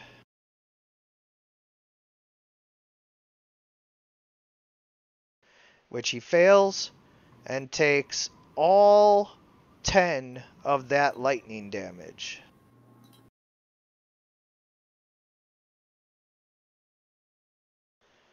He lets out an unearthly scream of rage as he moves towards you to attack.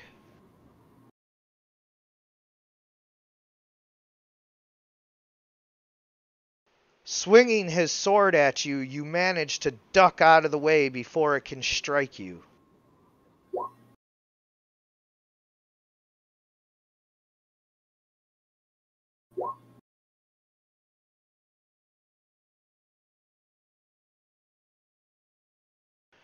This one slices into Veter for 1 damage, but 6 con drain. Eric, can you handle the con drain for Veter?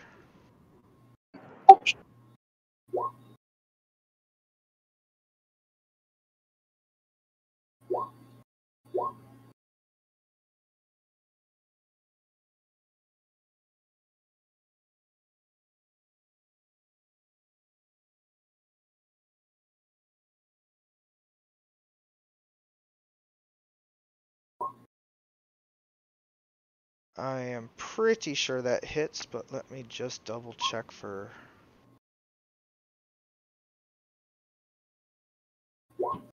Yeah, so that hits Veter's touch attack for another 4 damage, and then just handle the 3 con drain, please, Eric.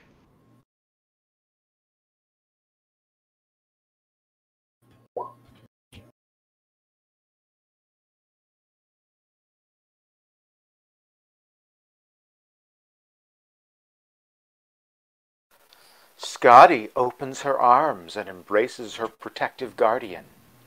As you merge with the Guardian, your spear tip begins to glow. You can sense that it is now a magical weapon, and although you cannot see it, your eyes are glowing as blue as the sea. Excellent. Then Scotty is going to move. She'll take a 5-foot step to right there and call out, Veter! Eric, get back! Get away from them! Next turn, she'll do some channeling, and she's in position to get attacks of opportunity if they come up to us. She calls out, hold the line! Don't go closer to them! Let them come to us! Done. All right, Norori. Don't worry, Veter's in trouble. Help him. And Eric too. Why? Mostly Veter. I'm trying to do something. North, do something! And North is going to start running towards the wraith.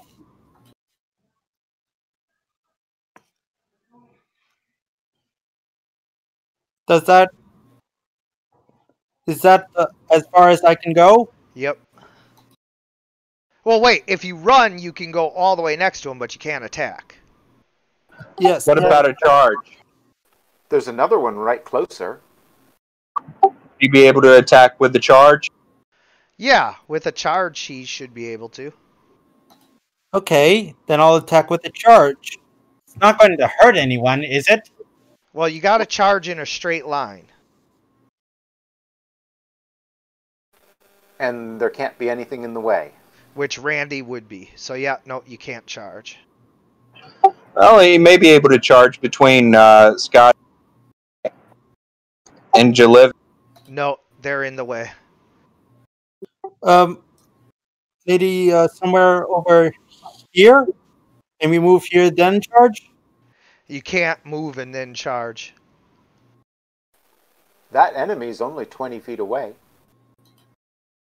Okay. Yeah, you can just move over to it and attack. Yeah. Okay.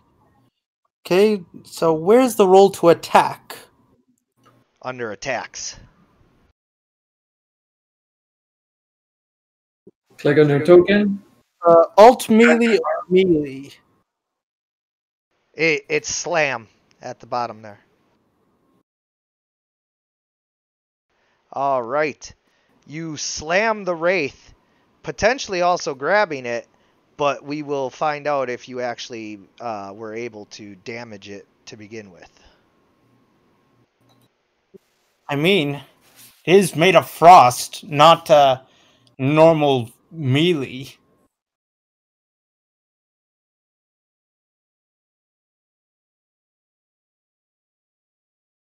You actually manage to deal damage. It doesn't take the bleed damage, but it does take 5 damage and has to resist your grab attempt. And how do I roll my grab attack? It already did. You got a 16. Okay. And that does not grab it. Nori says sort of curses in Primordial. Victor's not to where he can get out of there without provoking attacks of opportunity. No. Hold defense, Vitor. You might want to just run the fuck out anyway. Yeah. There's also a withdraw action that lets you move away without provoking attacks of opportunity for your first step. 18 against Ulf's touch AC for 5 damage and 6 con drain. And that looks like an attack of opportunity, right? There's her 10-foot reach. Yeah.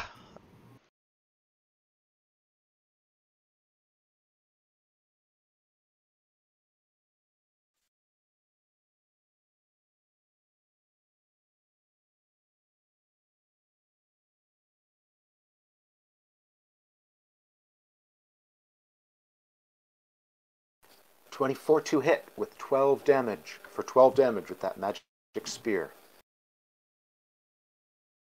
Or whatever. I didn't apply any bonuses from the Guardian.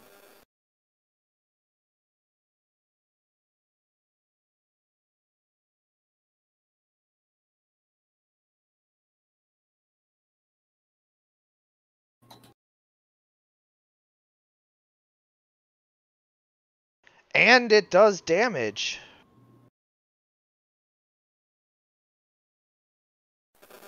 As your magical spear... Oh, I have to add, subtract 1 more for the magical property. Yeah, you can just go ahead and put +1 as your spear's magic enhancement.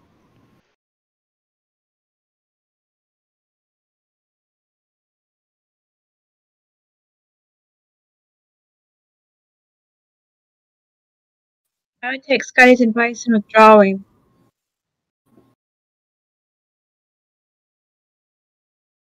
Okay. Eric yells for Vitor, "Get out of there! Go back to the others!"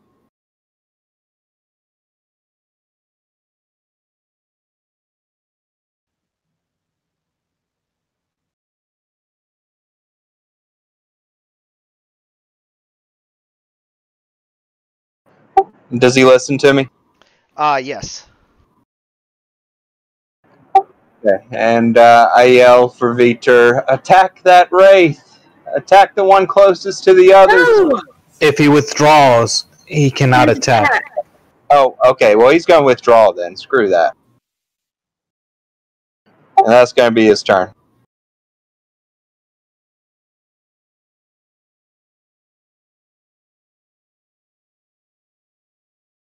Randy will take the opportunity to flank this mofo.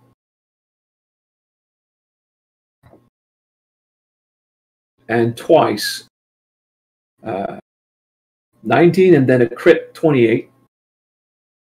And if I have the +1 effect on the greatsword, well, you do the math. Yes.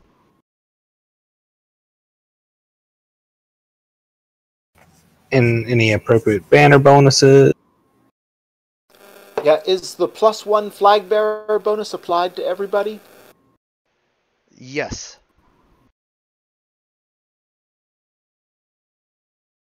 But you know, I had wonderful attacks and rolled a 1 on my dice and a 1 on my dice.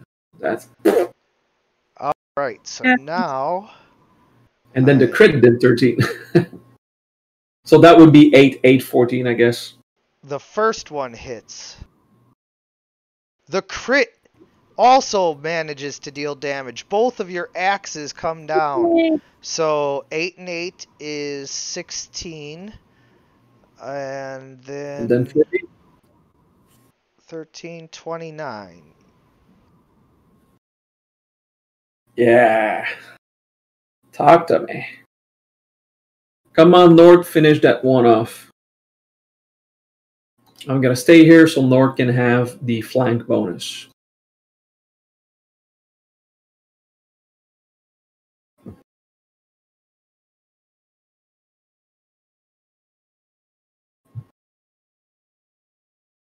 I'm going to full attack the guy in front of me.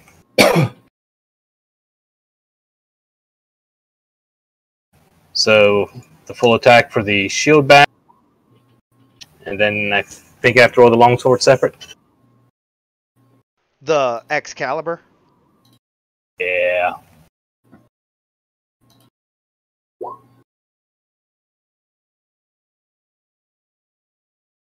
Alright. So now we find out if they actually did damage.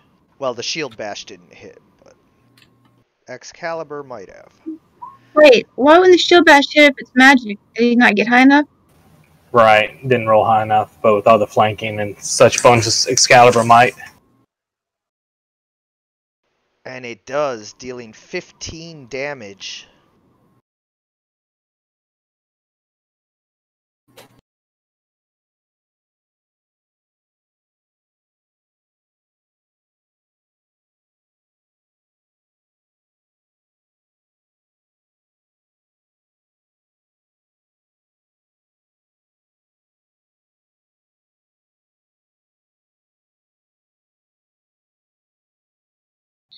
Okay.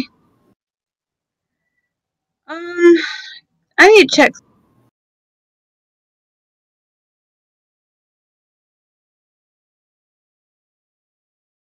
Just, I know it's too late now because I didn't think about it, but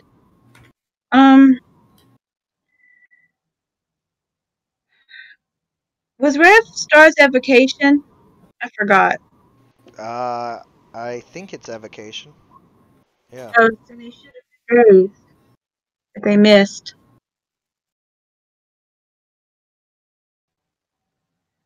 Too late now.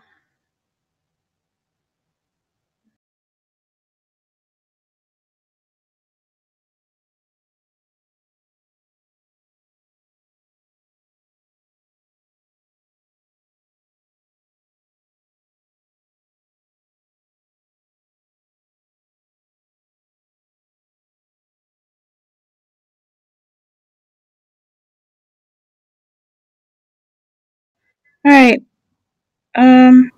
I'm gonna. Yeah, I've got Frostfall. I think I'm gonna try Frostfall.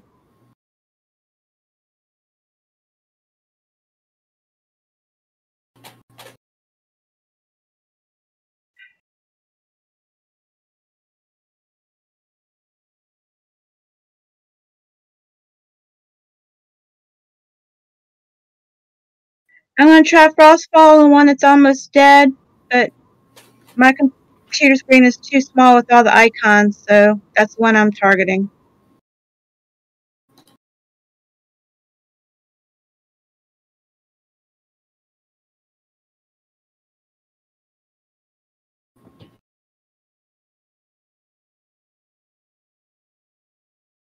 Alright, fortitude save.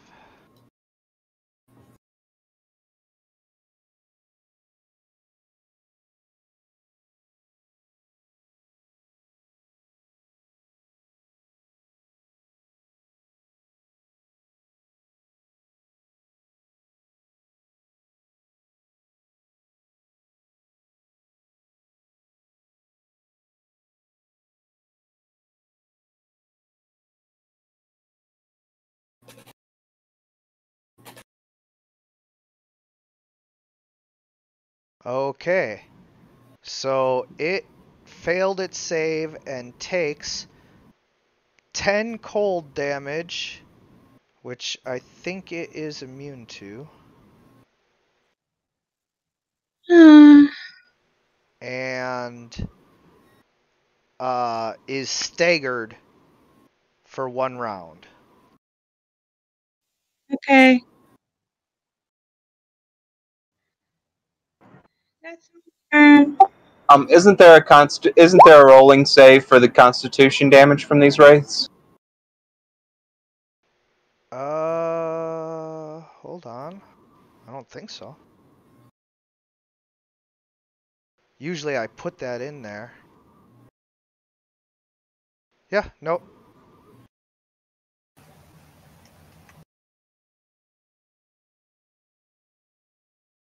No Fortitude save. No fortitude save. Oh! No. Difficulty class 17 fortitude save. And the Wraith gains 5 temporary hit points. Okay, so we will remember that. No more freebies. Can we go ahead and make this save now? Did you just get hit? No, it's previous hits. Oh, no. Okay.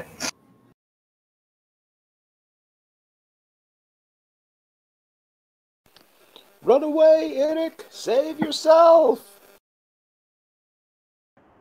Alright. Eric is going to move toward the line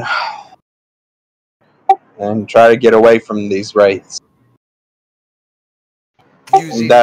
Using the disengage? No, he's going to use a standard move action so he can attack still. I know that'll provoke an attack of opportunity, but... If you disengage, you can get behind the line. Well, but then I won't be able to attack, huh? Go ahead and roll your Constitution save. Difficulty class 17.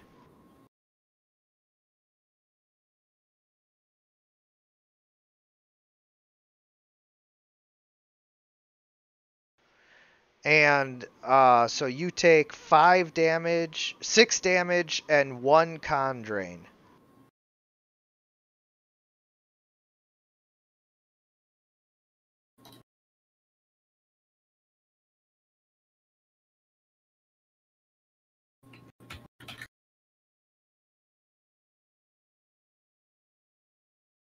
Hang on, I'm just getting the con drain. Yep.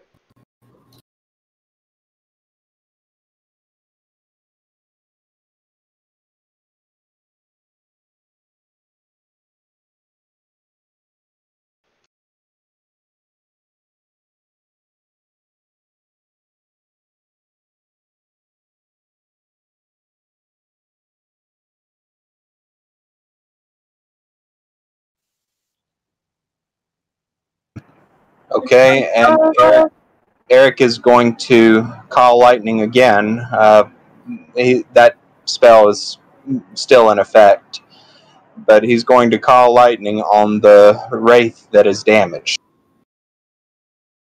Okay. The closest wraith. Doing that, I have a question since it's still not in the same round. Yeah. Since did Frostball hit or did it miss because it was cold and because he's immune to cold? It hit, but he's immune to cold. Okay, I just gotta remember because I always forget to check to tell you to say days when I do avocation spell if it misses. That's why I wanted to know. Thank you. Yes.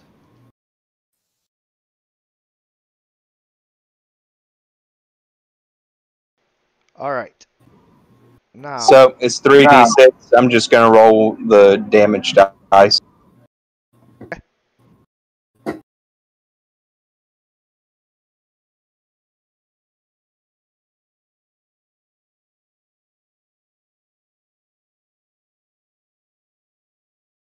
And now he gets a reflex save.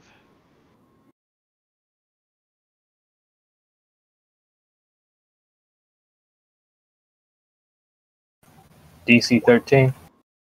And takes 13 lightning damage.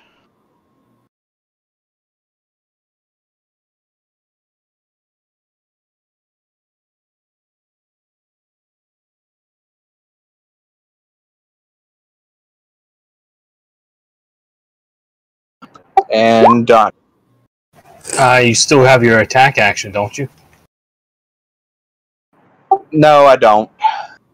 Isn't the call lightning just maintained through concentration? The call lightning requires a standard action to maintain it, I believe. Really? I'm pretty sure you're wrong. Is it a standard No. action? It is absolutely right. He needs a standard action to call down the lightning. Ooh, okay. Randy, you get hit for 2 more damage, and then you need to make a fortitude save, difficulty class 17. All right, so that would be in saves. So it's not ability check, is it ability? No, it's defense. All right, something called defense. All right. Defenses, and then once you click on the defenses button, it'll have fort, reef, will. You just click on reef. There you. Oh, fort. Oh, Yeah, it was fort. reef. Okay. No, it's fort. It's fort. I'm sorry. Yeah. So you All right, so you save.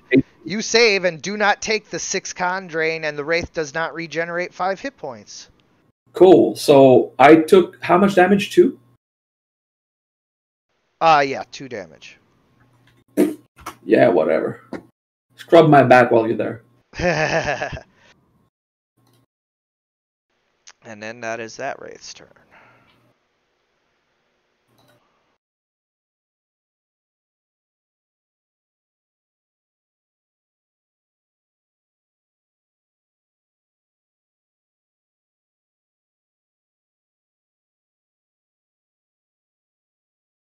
Ooh, he fails to hit you. Randy saw that one coming and ducks out of the way.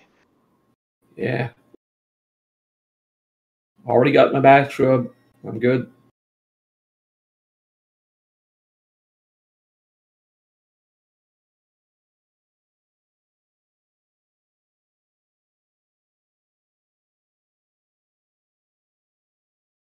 Here's the attack of opportunity.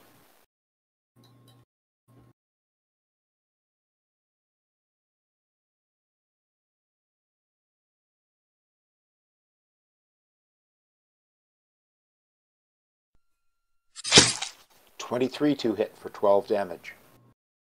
Plus the magic spear.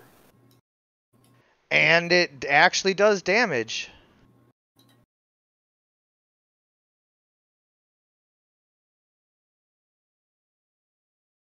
But now it tries to strike Jalivi. And shield AC wouldn't help against touch attacks, right? Right. But it nat ones. But her mage armor would. Yes. And it nat ones anyway. It missed?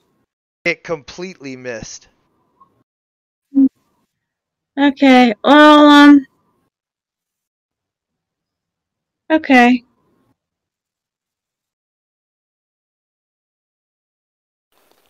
Scotty gets her exorcism groove back on. And she says, "Spirits of the dead, be free," and releases lots of positive energy and takes a 5-foot step back. Thinking they might Now, just would all we- come after her. Now, would we heal from this positive energy aura? Oh, yeah. No, this is positive energy to harm undead. Doesn't It's heal us. focused. Wouldn't do both? Does it harm Nope. our guardians that are in us? Nope, just harms the undead creatures that are here now. 6 points of damage to all of them. Except only half to the ones who make a 15 save. Well, 2 of them save. That's good for us. That's a That only total 2 of 30 damage to spread out to all of them.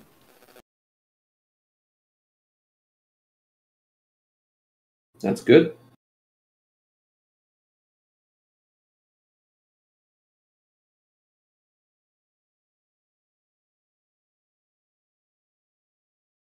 Okay. And for her move action, since she only took a 5-foot step there, Scotty will activate dodge through martial flexibility. Done. Nori looks, sort of peeks through the cracks of the thing and commands North. All right, North, time for some crowd control. I believe North can do Cone of Cold. Is that correct? You're immune to cold. I think so, but yeah, they're immune to cold. Okay. So North's going to slam this one.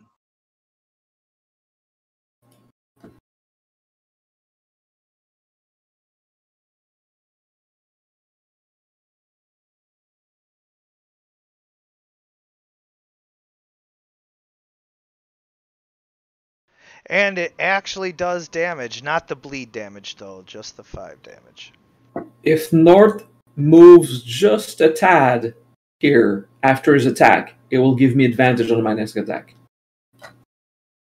Okay. By flanking. So you just move one step left. That will give me flanking bonus. Yeah, yeah. Perfect. Because when we're And all this about thing getting grabbed.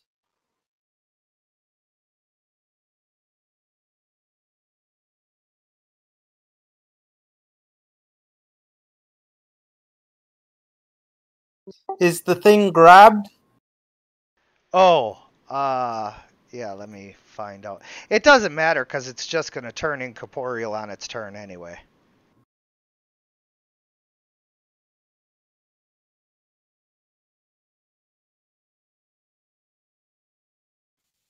Can I, if I see that it's going on corporeal, can I counterspell it?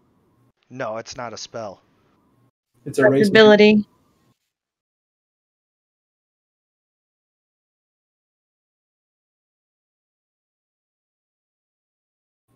All right. Ivan is terrified, but his friend Randy is fighting for his life, so he goes and rushes in to help.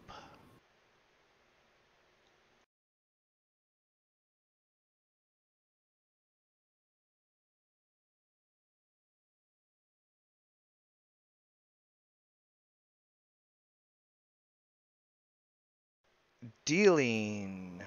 Oh, well, I have to see if it actually hits.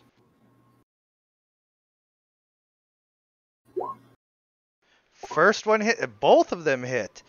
So, 21, 31 points of damage.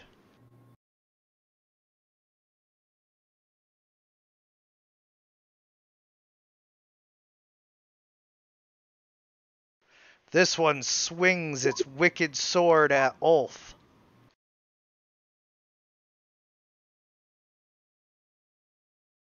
Make a difficulty class 17 fortitude save, please. Well, I mean, you don't have to make them every time.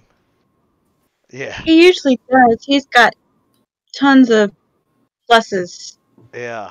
So you take the 6 damage, but no con drain.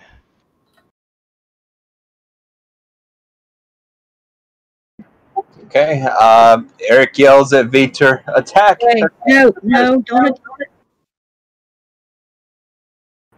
Unless you want to die. Well, No, go attack. Come on, you. Barbarian says attack. Don't stop. Yeah. Don't stop. I yell for Vitor to attack.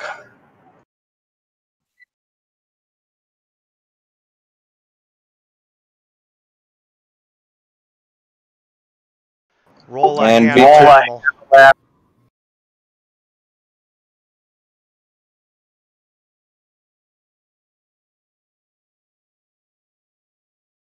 Vitor refuses to attack, too afraid of the wraith's unnatural aura.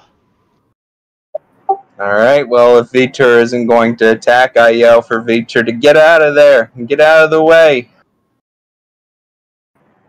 I yell for him to go back to the campfire. Okay.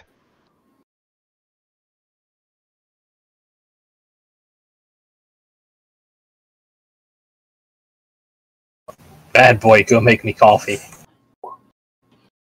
Viter needs to roll a difficulty class 17 fortitude save.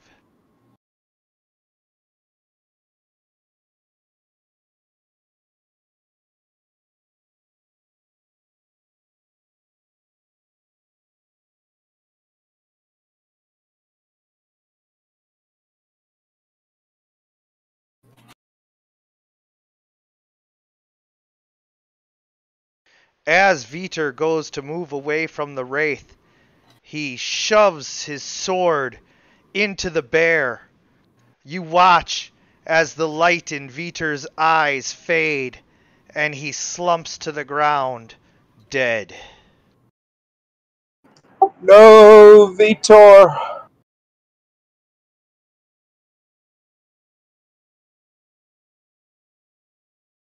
Randy, it is your turn. Randy will swing his first attack at this one and see what is the outcome to see if I re-swing or go for the top. You have to declare both attacks. All right, bottom then top. Okay, That's how it's gonna be. no problem.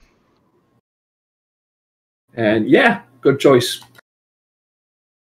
That's +1 and everything, right? Correct.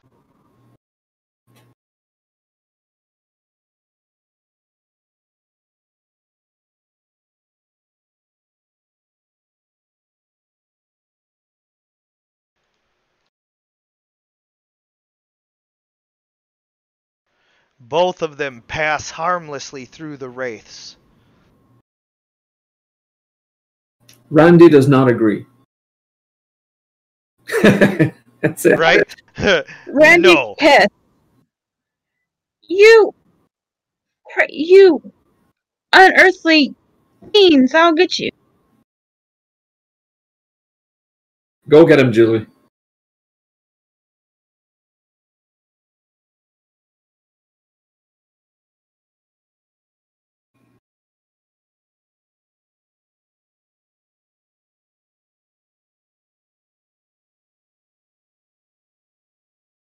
I'm just going to full attack the guy in front of me.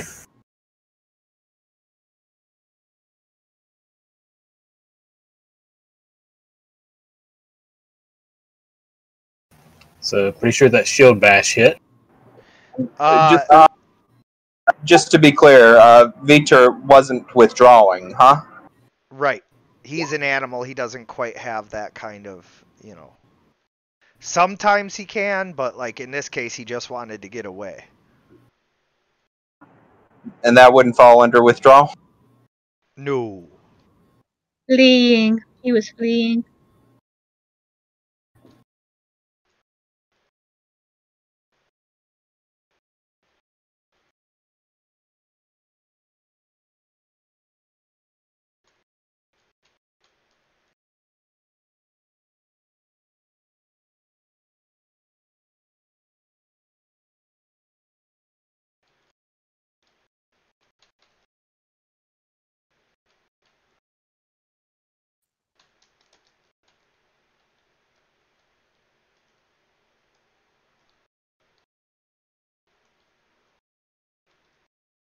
I'm not sure where that -2's coming in that strain for the damage roll.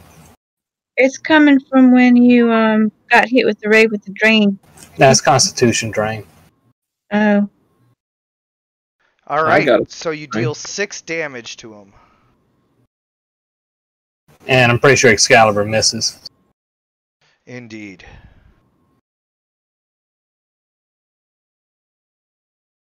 But I think it should be 8. I just don't understand that -2 on it. But we can deal with that later. Don't worry about it.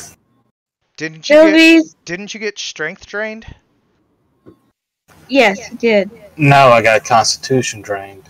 From the ghosts before, you didn't get strength drained? No, they didn't manage to hit me. It was the Oh. race. Okay. Okay. Then Does damage have the same effect as drain? I was It's- trying to move back and it went the wrong way. It's just different for how you recover them.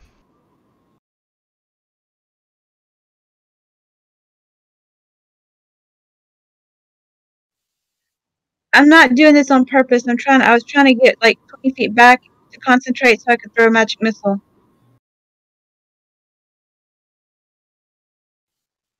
However, my screen keeps shaking on me. Yeah, maybe you're zoomed back a bit too much. You have to zoom in the map just a tad, so roll 20, stop jiggling like that. Yeah. Oh, and you have a -2 because you're grazed. You've taken damage. Oh, okay. I always forget about that.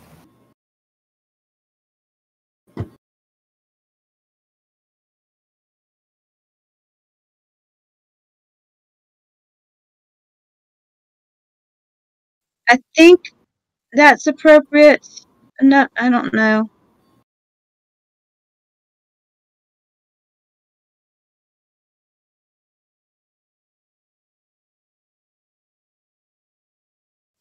I'm going to. Can I get to that one way over there, or did I go too far back? Magic missile has a really long range. You can hit any of them. All right.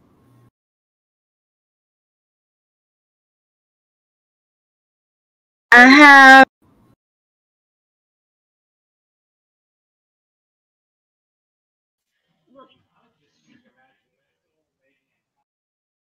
All right. I am going to. I don't remember. I'm going to magic missile the one with the least hit points. And I guess empower. You don't need to empower. Oh, okay.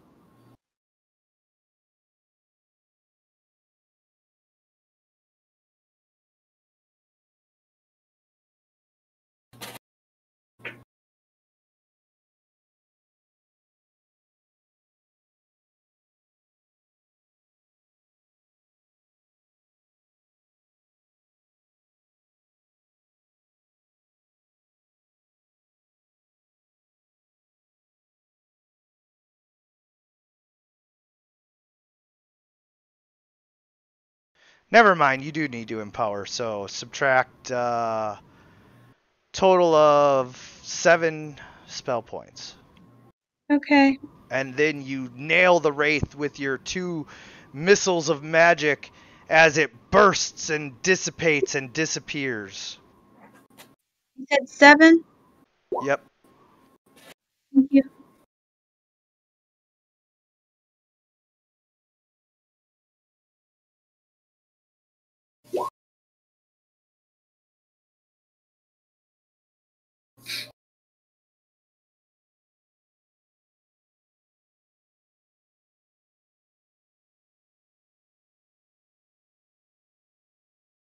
Eric.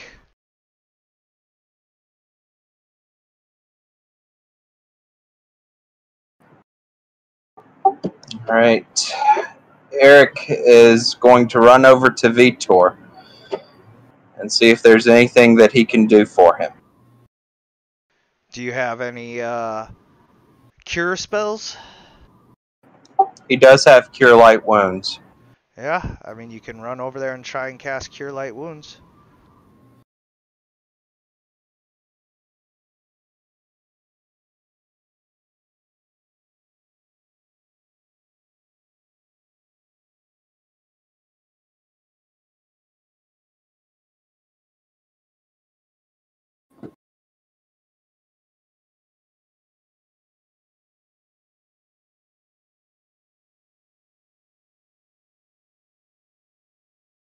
You try to channel positive energy to heal Vitor.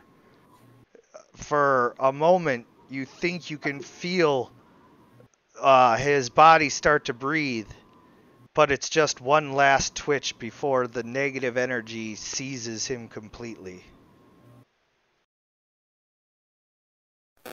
Ooh. Ooh, I wonder if Yeeter's going to come back as a wraith. Eric is overtaken with grief, and that is all he can do this turn.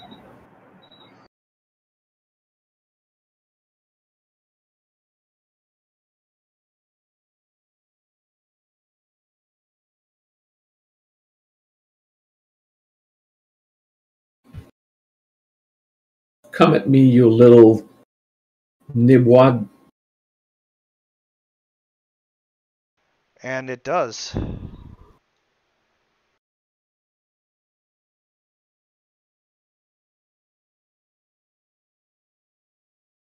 Roll a difficulty class 17 fortitude save, please.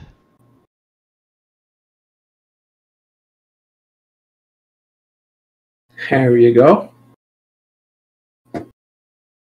32 good enough?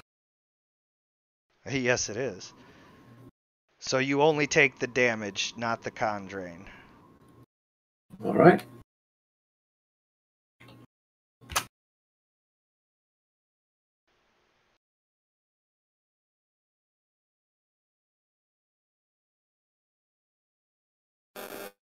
Does it have the forethought to 5-foot step there? Yeah, at 5 foot steps.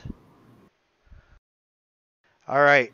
Ulf, make a difficulty class 17 fortitude save, please.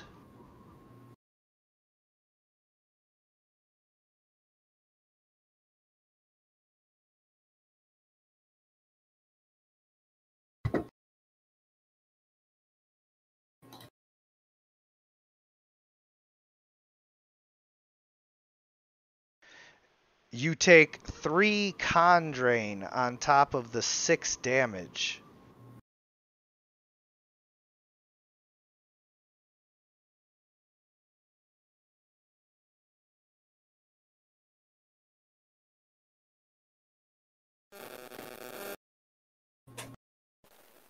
Scotty calls upon her divine energy to blast these things, and for a moment her energy sputters and goes out, as she's channeled so many times today. But she calls upon her extra channels. 5th level feat, very convenient that. Indeed. And channels again positive energy to harm undead, to try and destroy these things once and for all.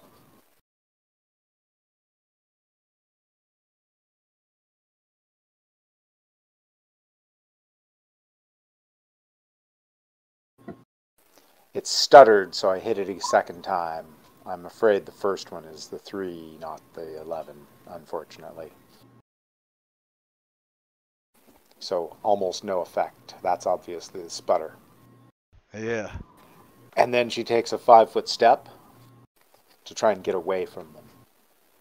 Alright, so the first one makes its save, but the other 2 take full damage. And for being honest, we're going to give you the 11 damage. Because I wouldn't have even noticed, because I didn't scroll up to see that, but you were honest, so as a reward, you get the 11 damage this time. Ain't that cool? Woohoo! Thank you.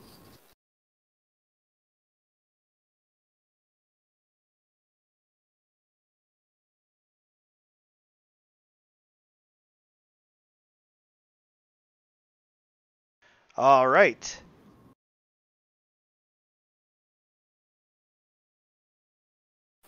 Right, and I forgot to hit the button. There we go. End turn.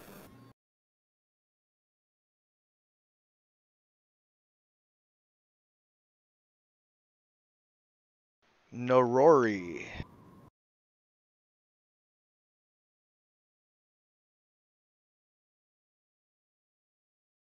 All right. Nori's going to command North to strike at that one of those wraiths, and with a slam.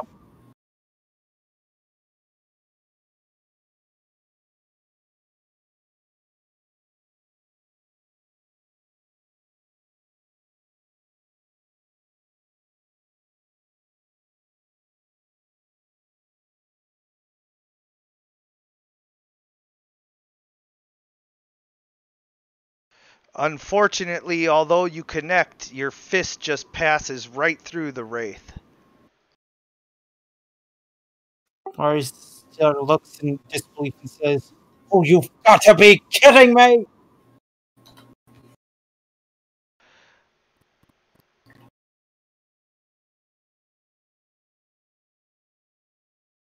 Ivan swings at the wraith, and once again his attacks pass right through.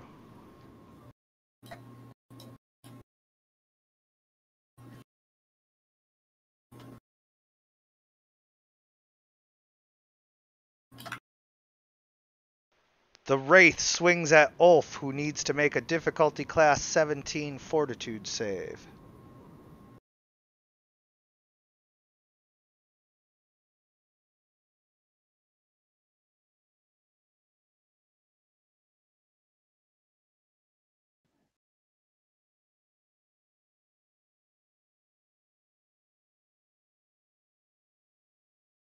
And so you only take the 4 damage, not the 1 con drain.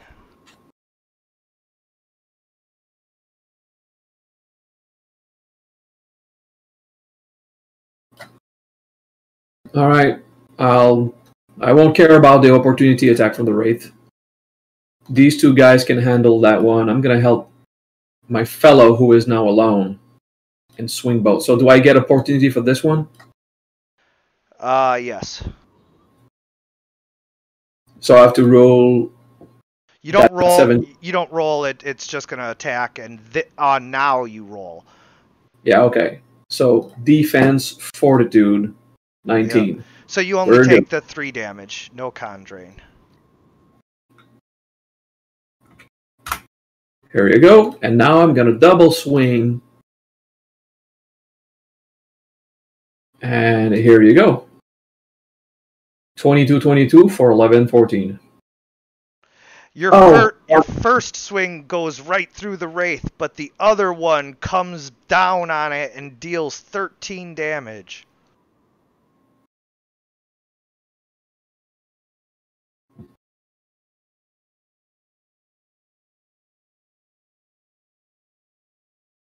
Ulf, you are now flanking this one, so your attack would be at +2. And that's the one I'm gonna go after.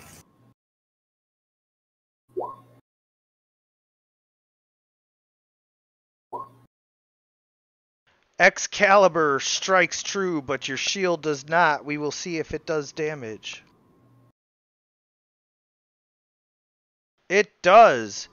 Dealing 16 points of damage, the wraith is very nearly discorporated.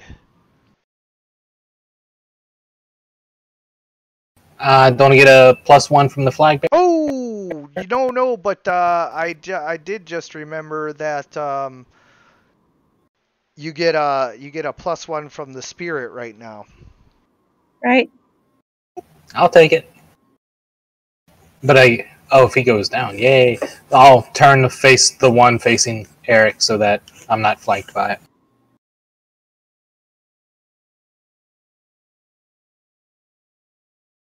All right.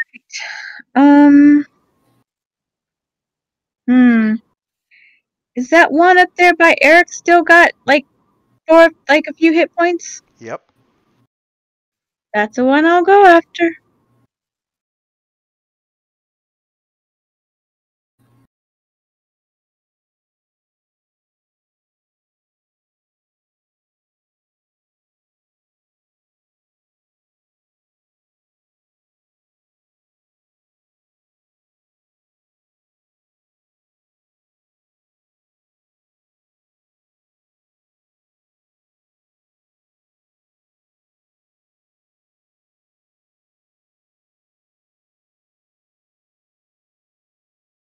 As your missiles strike the wraith, it dissipates.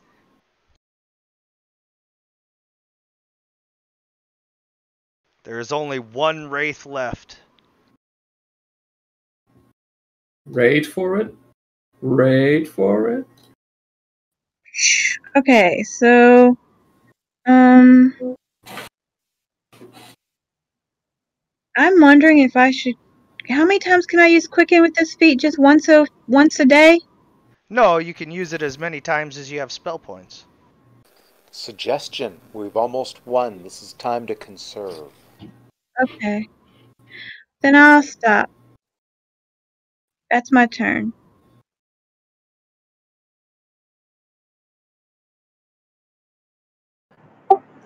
Eric, overcome with the grief of having lost his animal companion, flies into a rage and charges at the remaining wraith with his shillelagh.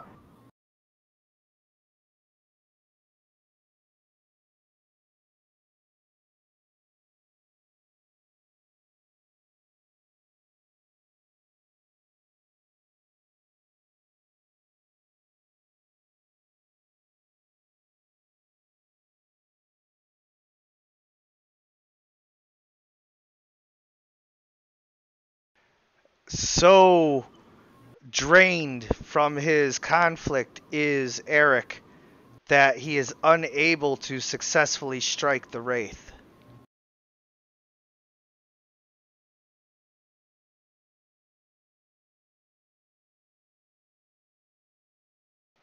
The wraith lashes out at Ivan.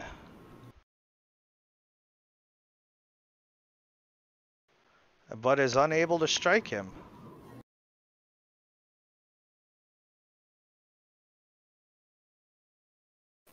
Scotty calls upon the positive energy of her healing hex and casts a healing hex to cast Cure Moderate Wounds on the wraith. Runs up and touches it. Here's a touch attack against the incorporeal creature.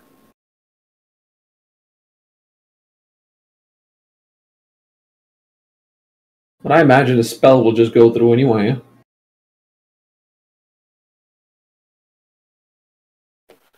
Yeah, it's a touch attack against incorporeal.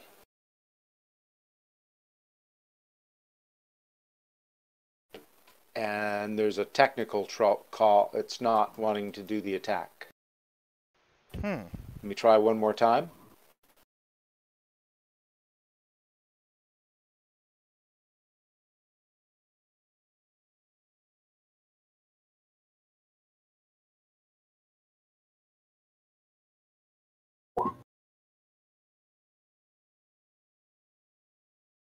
I'm able to do it.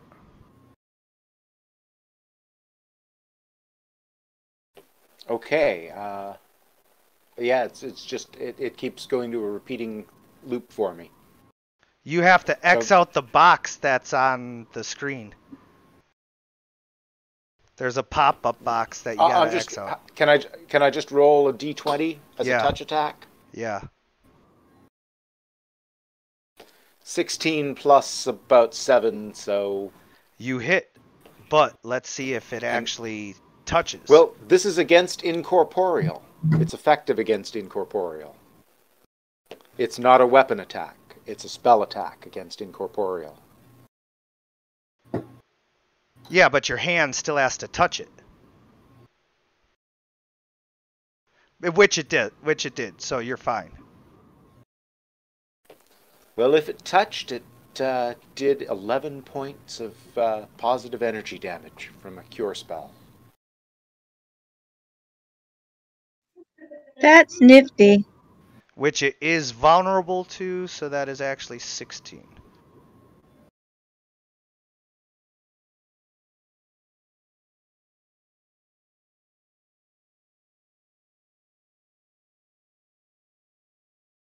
Scotty's end turn.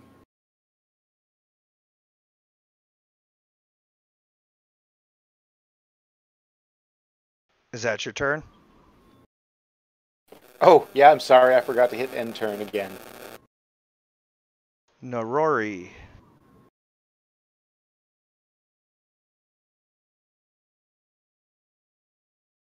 Yep. North is going to slam into that remaining specter.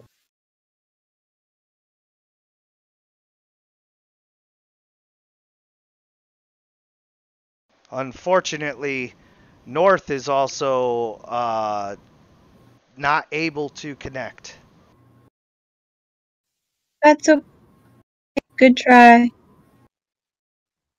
He's almost dead. Thanks to Scotty. We'll get him.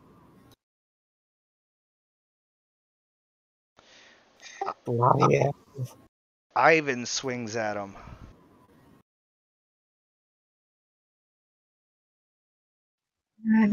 Dealing 11 damage as he discorporates the final wraith.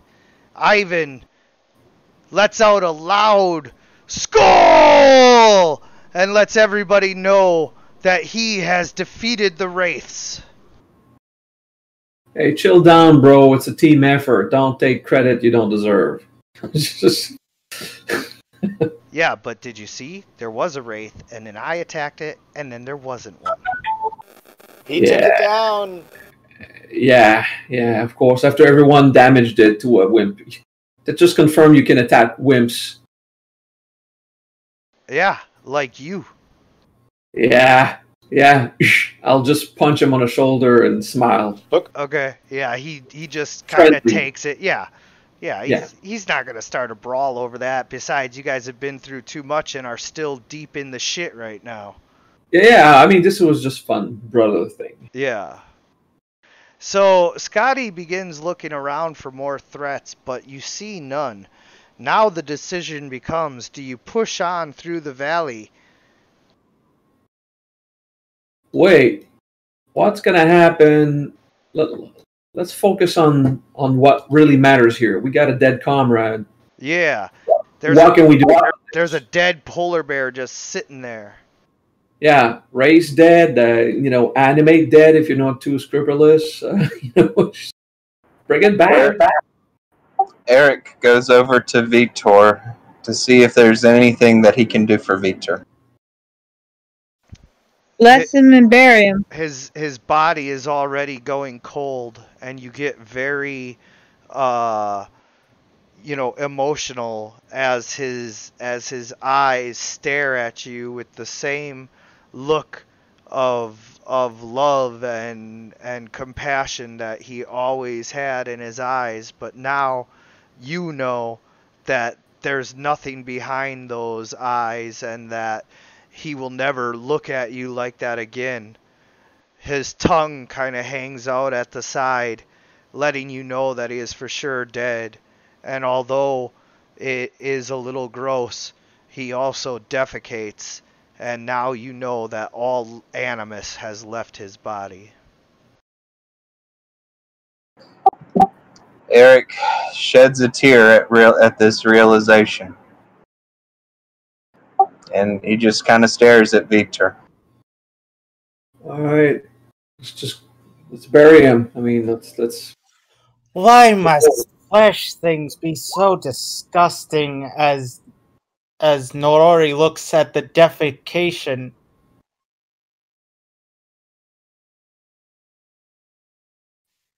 He was a noble companion. We should probably burn him in the Viking way.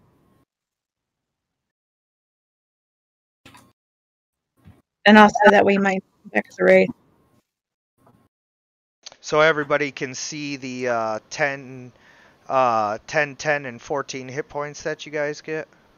Got it. Eric, after staring at Vitor for a while, goes to digging to make a grave for him. Yeah. You find the ground frozen solid and hard to dig into.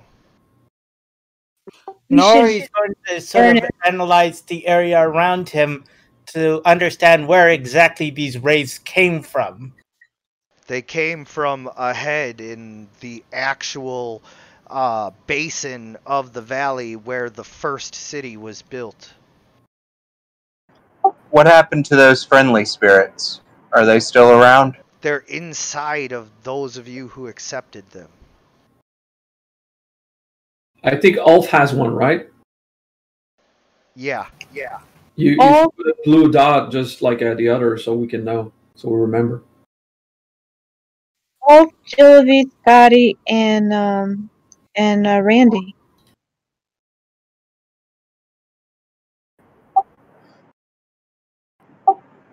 Eric wonders if those spirits can do anything to revive Vitor and restore his life force to him. As of right now, there's no indication that they can do anything like that.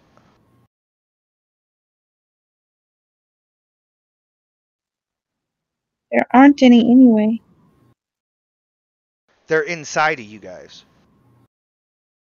That's what I mean. They're not free. Right. Alright. I guess that's it for the night. Oh, if you mean session-wise, yeah, I was just giving you guys a chance to, like, wrap up anything else. Like, I thought you were going to do a little funeral for Vitor. Yeah. Yeah, definitely. Might start a fist fight with Eric. Burn him? How should we bear? What should we do with Vitor? We should Let's start a fire for him. sing him off to Valhalla and burn him like in the Viking way. Yeah, burn him with wood. Do we have All right. fuel for a fire Warden remaining? sort of looks on and says, "Well, don't include me into it." There's no way you guys have enough wood for a pyre big enough for a young polar bear. What Vikings would have done is bury him in the snow, bury him in what is there. There's no wood, we can't burn him. We'll just pray and let's make a pile of snow on the edge of that rock here, and that's it. Or put stones on top of him. Yeah, we can drop stones and make a little design and stuff to make it cute. Okay, that sounds like a plan. Yeah. All right. Eric starts burying Vitor in the snow then. Randy accompanies and do the heavy lifting. Yeah. And even Ivan comes to lend a hand. Like, everybody as part of the Viking clan is, like, you know, feeling this loss heavily. And so everybody gathers around and, you know, starts drinking and recounting tales of all the times that Vitor, you know, saved their lives or did something that they'll remember. And so you spend the rest of the evening or the rest of the day just kind of mourning Vitor. And that is where we will draw to a close as we pick up next time on Dragons of the Frozen Seas. Thank you everyone for playing. Thank you anyone for watching. And as always, everyone, good gaming. Gaming. Good game.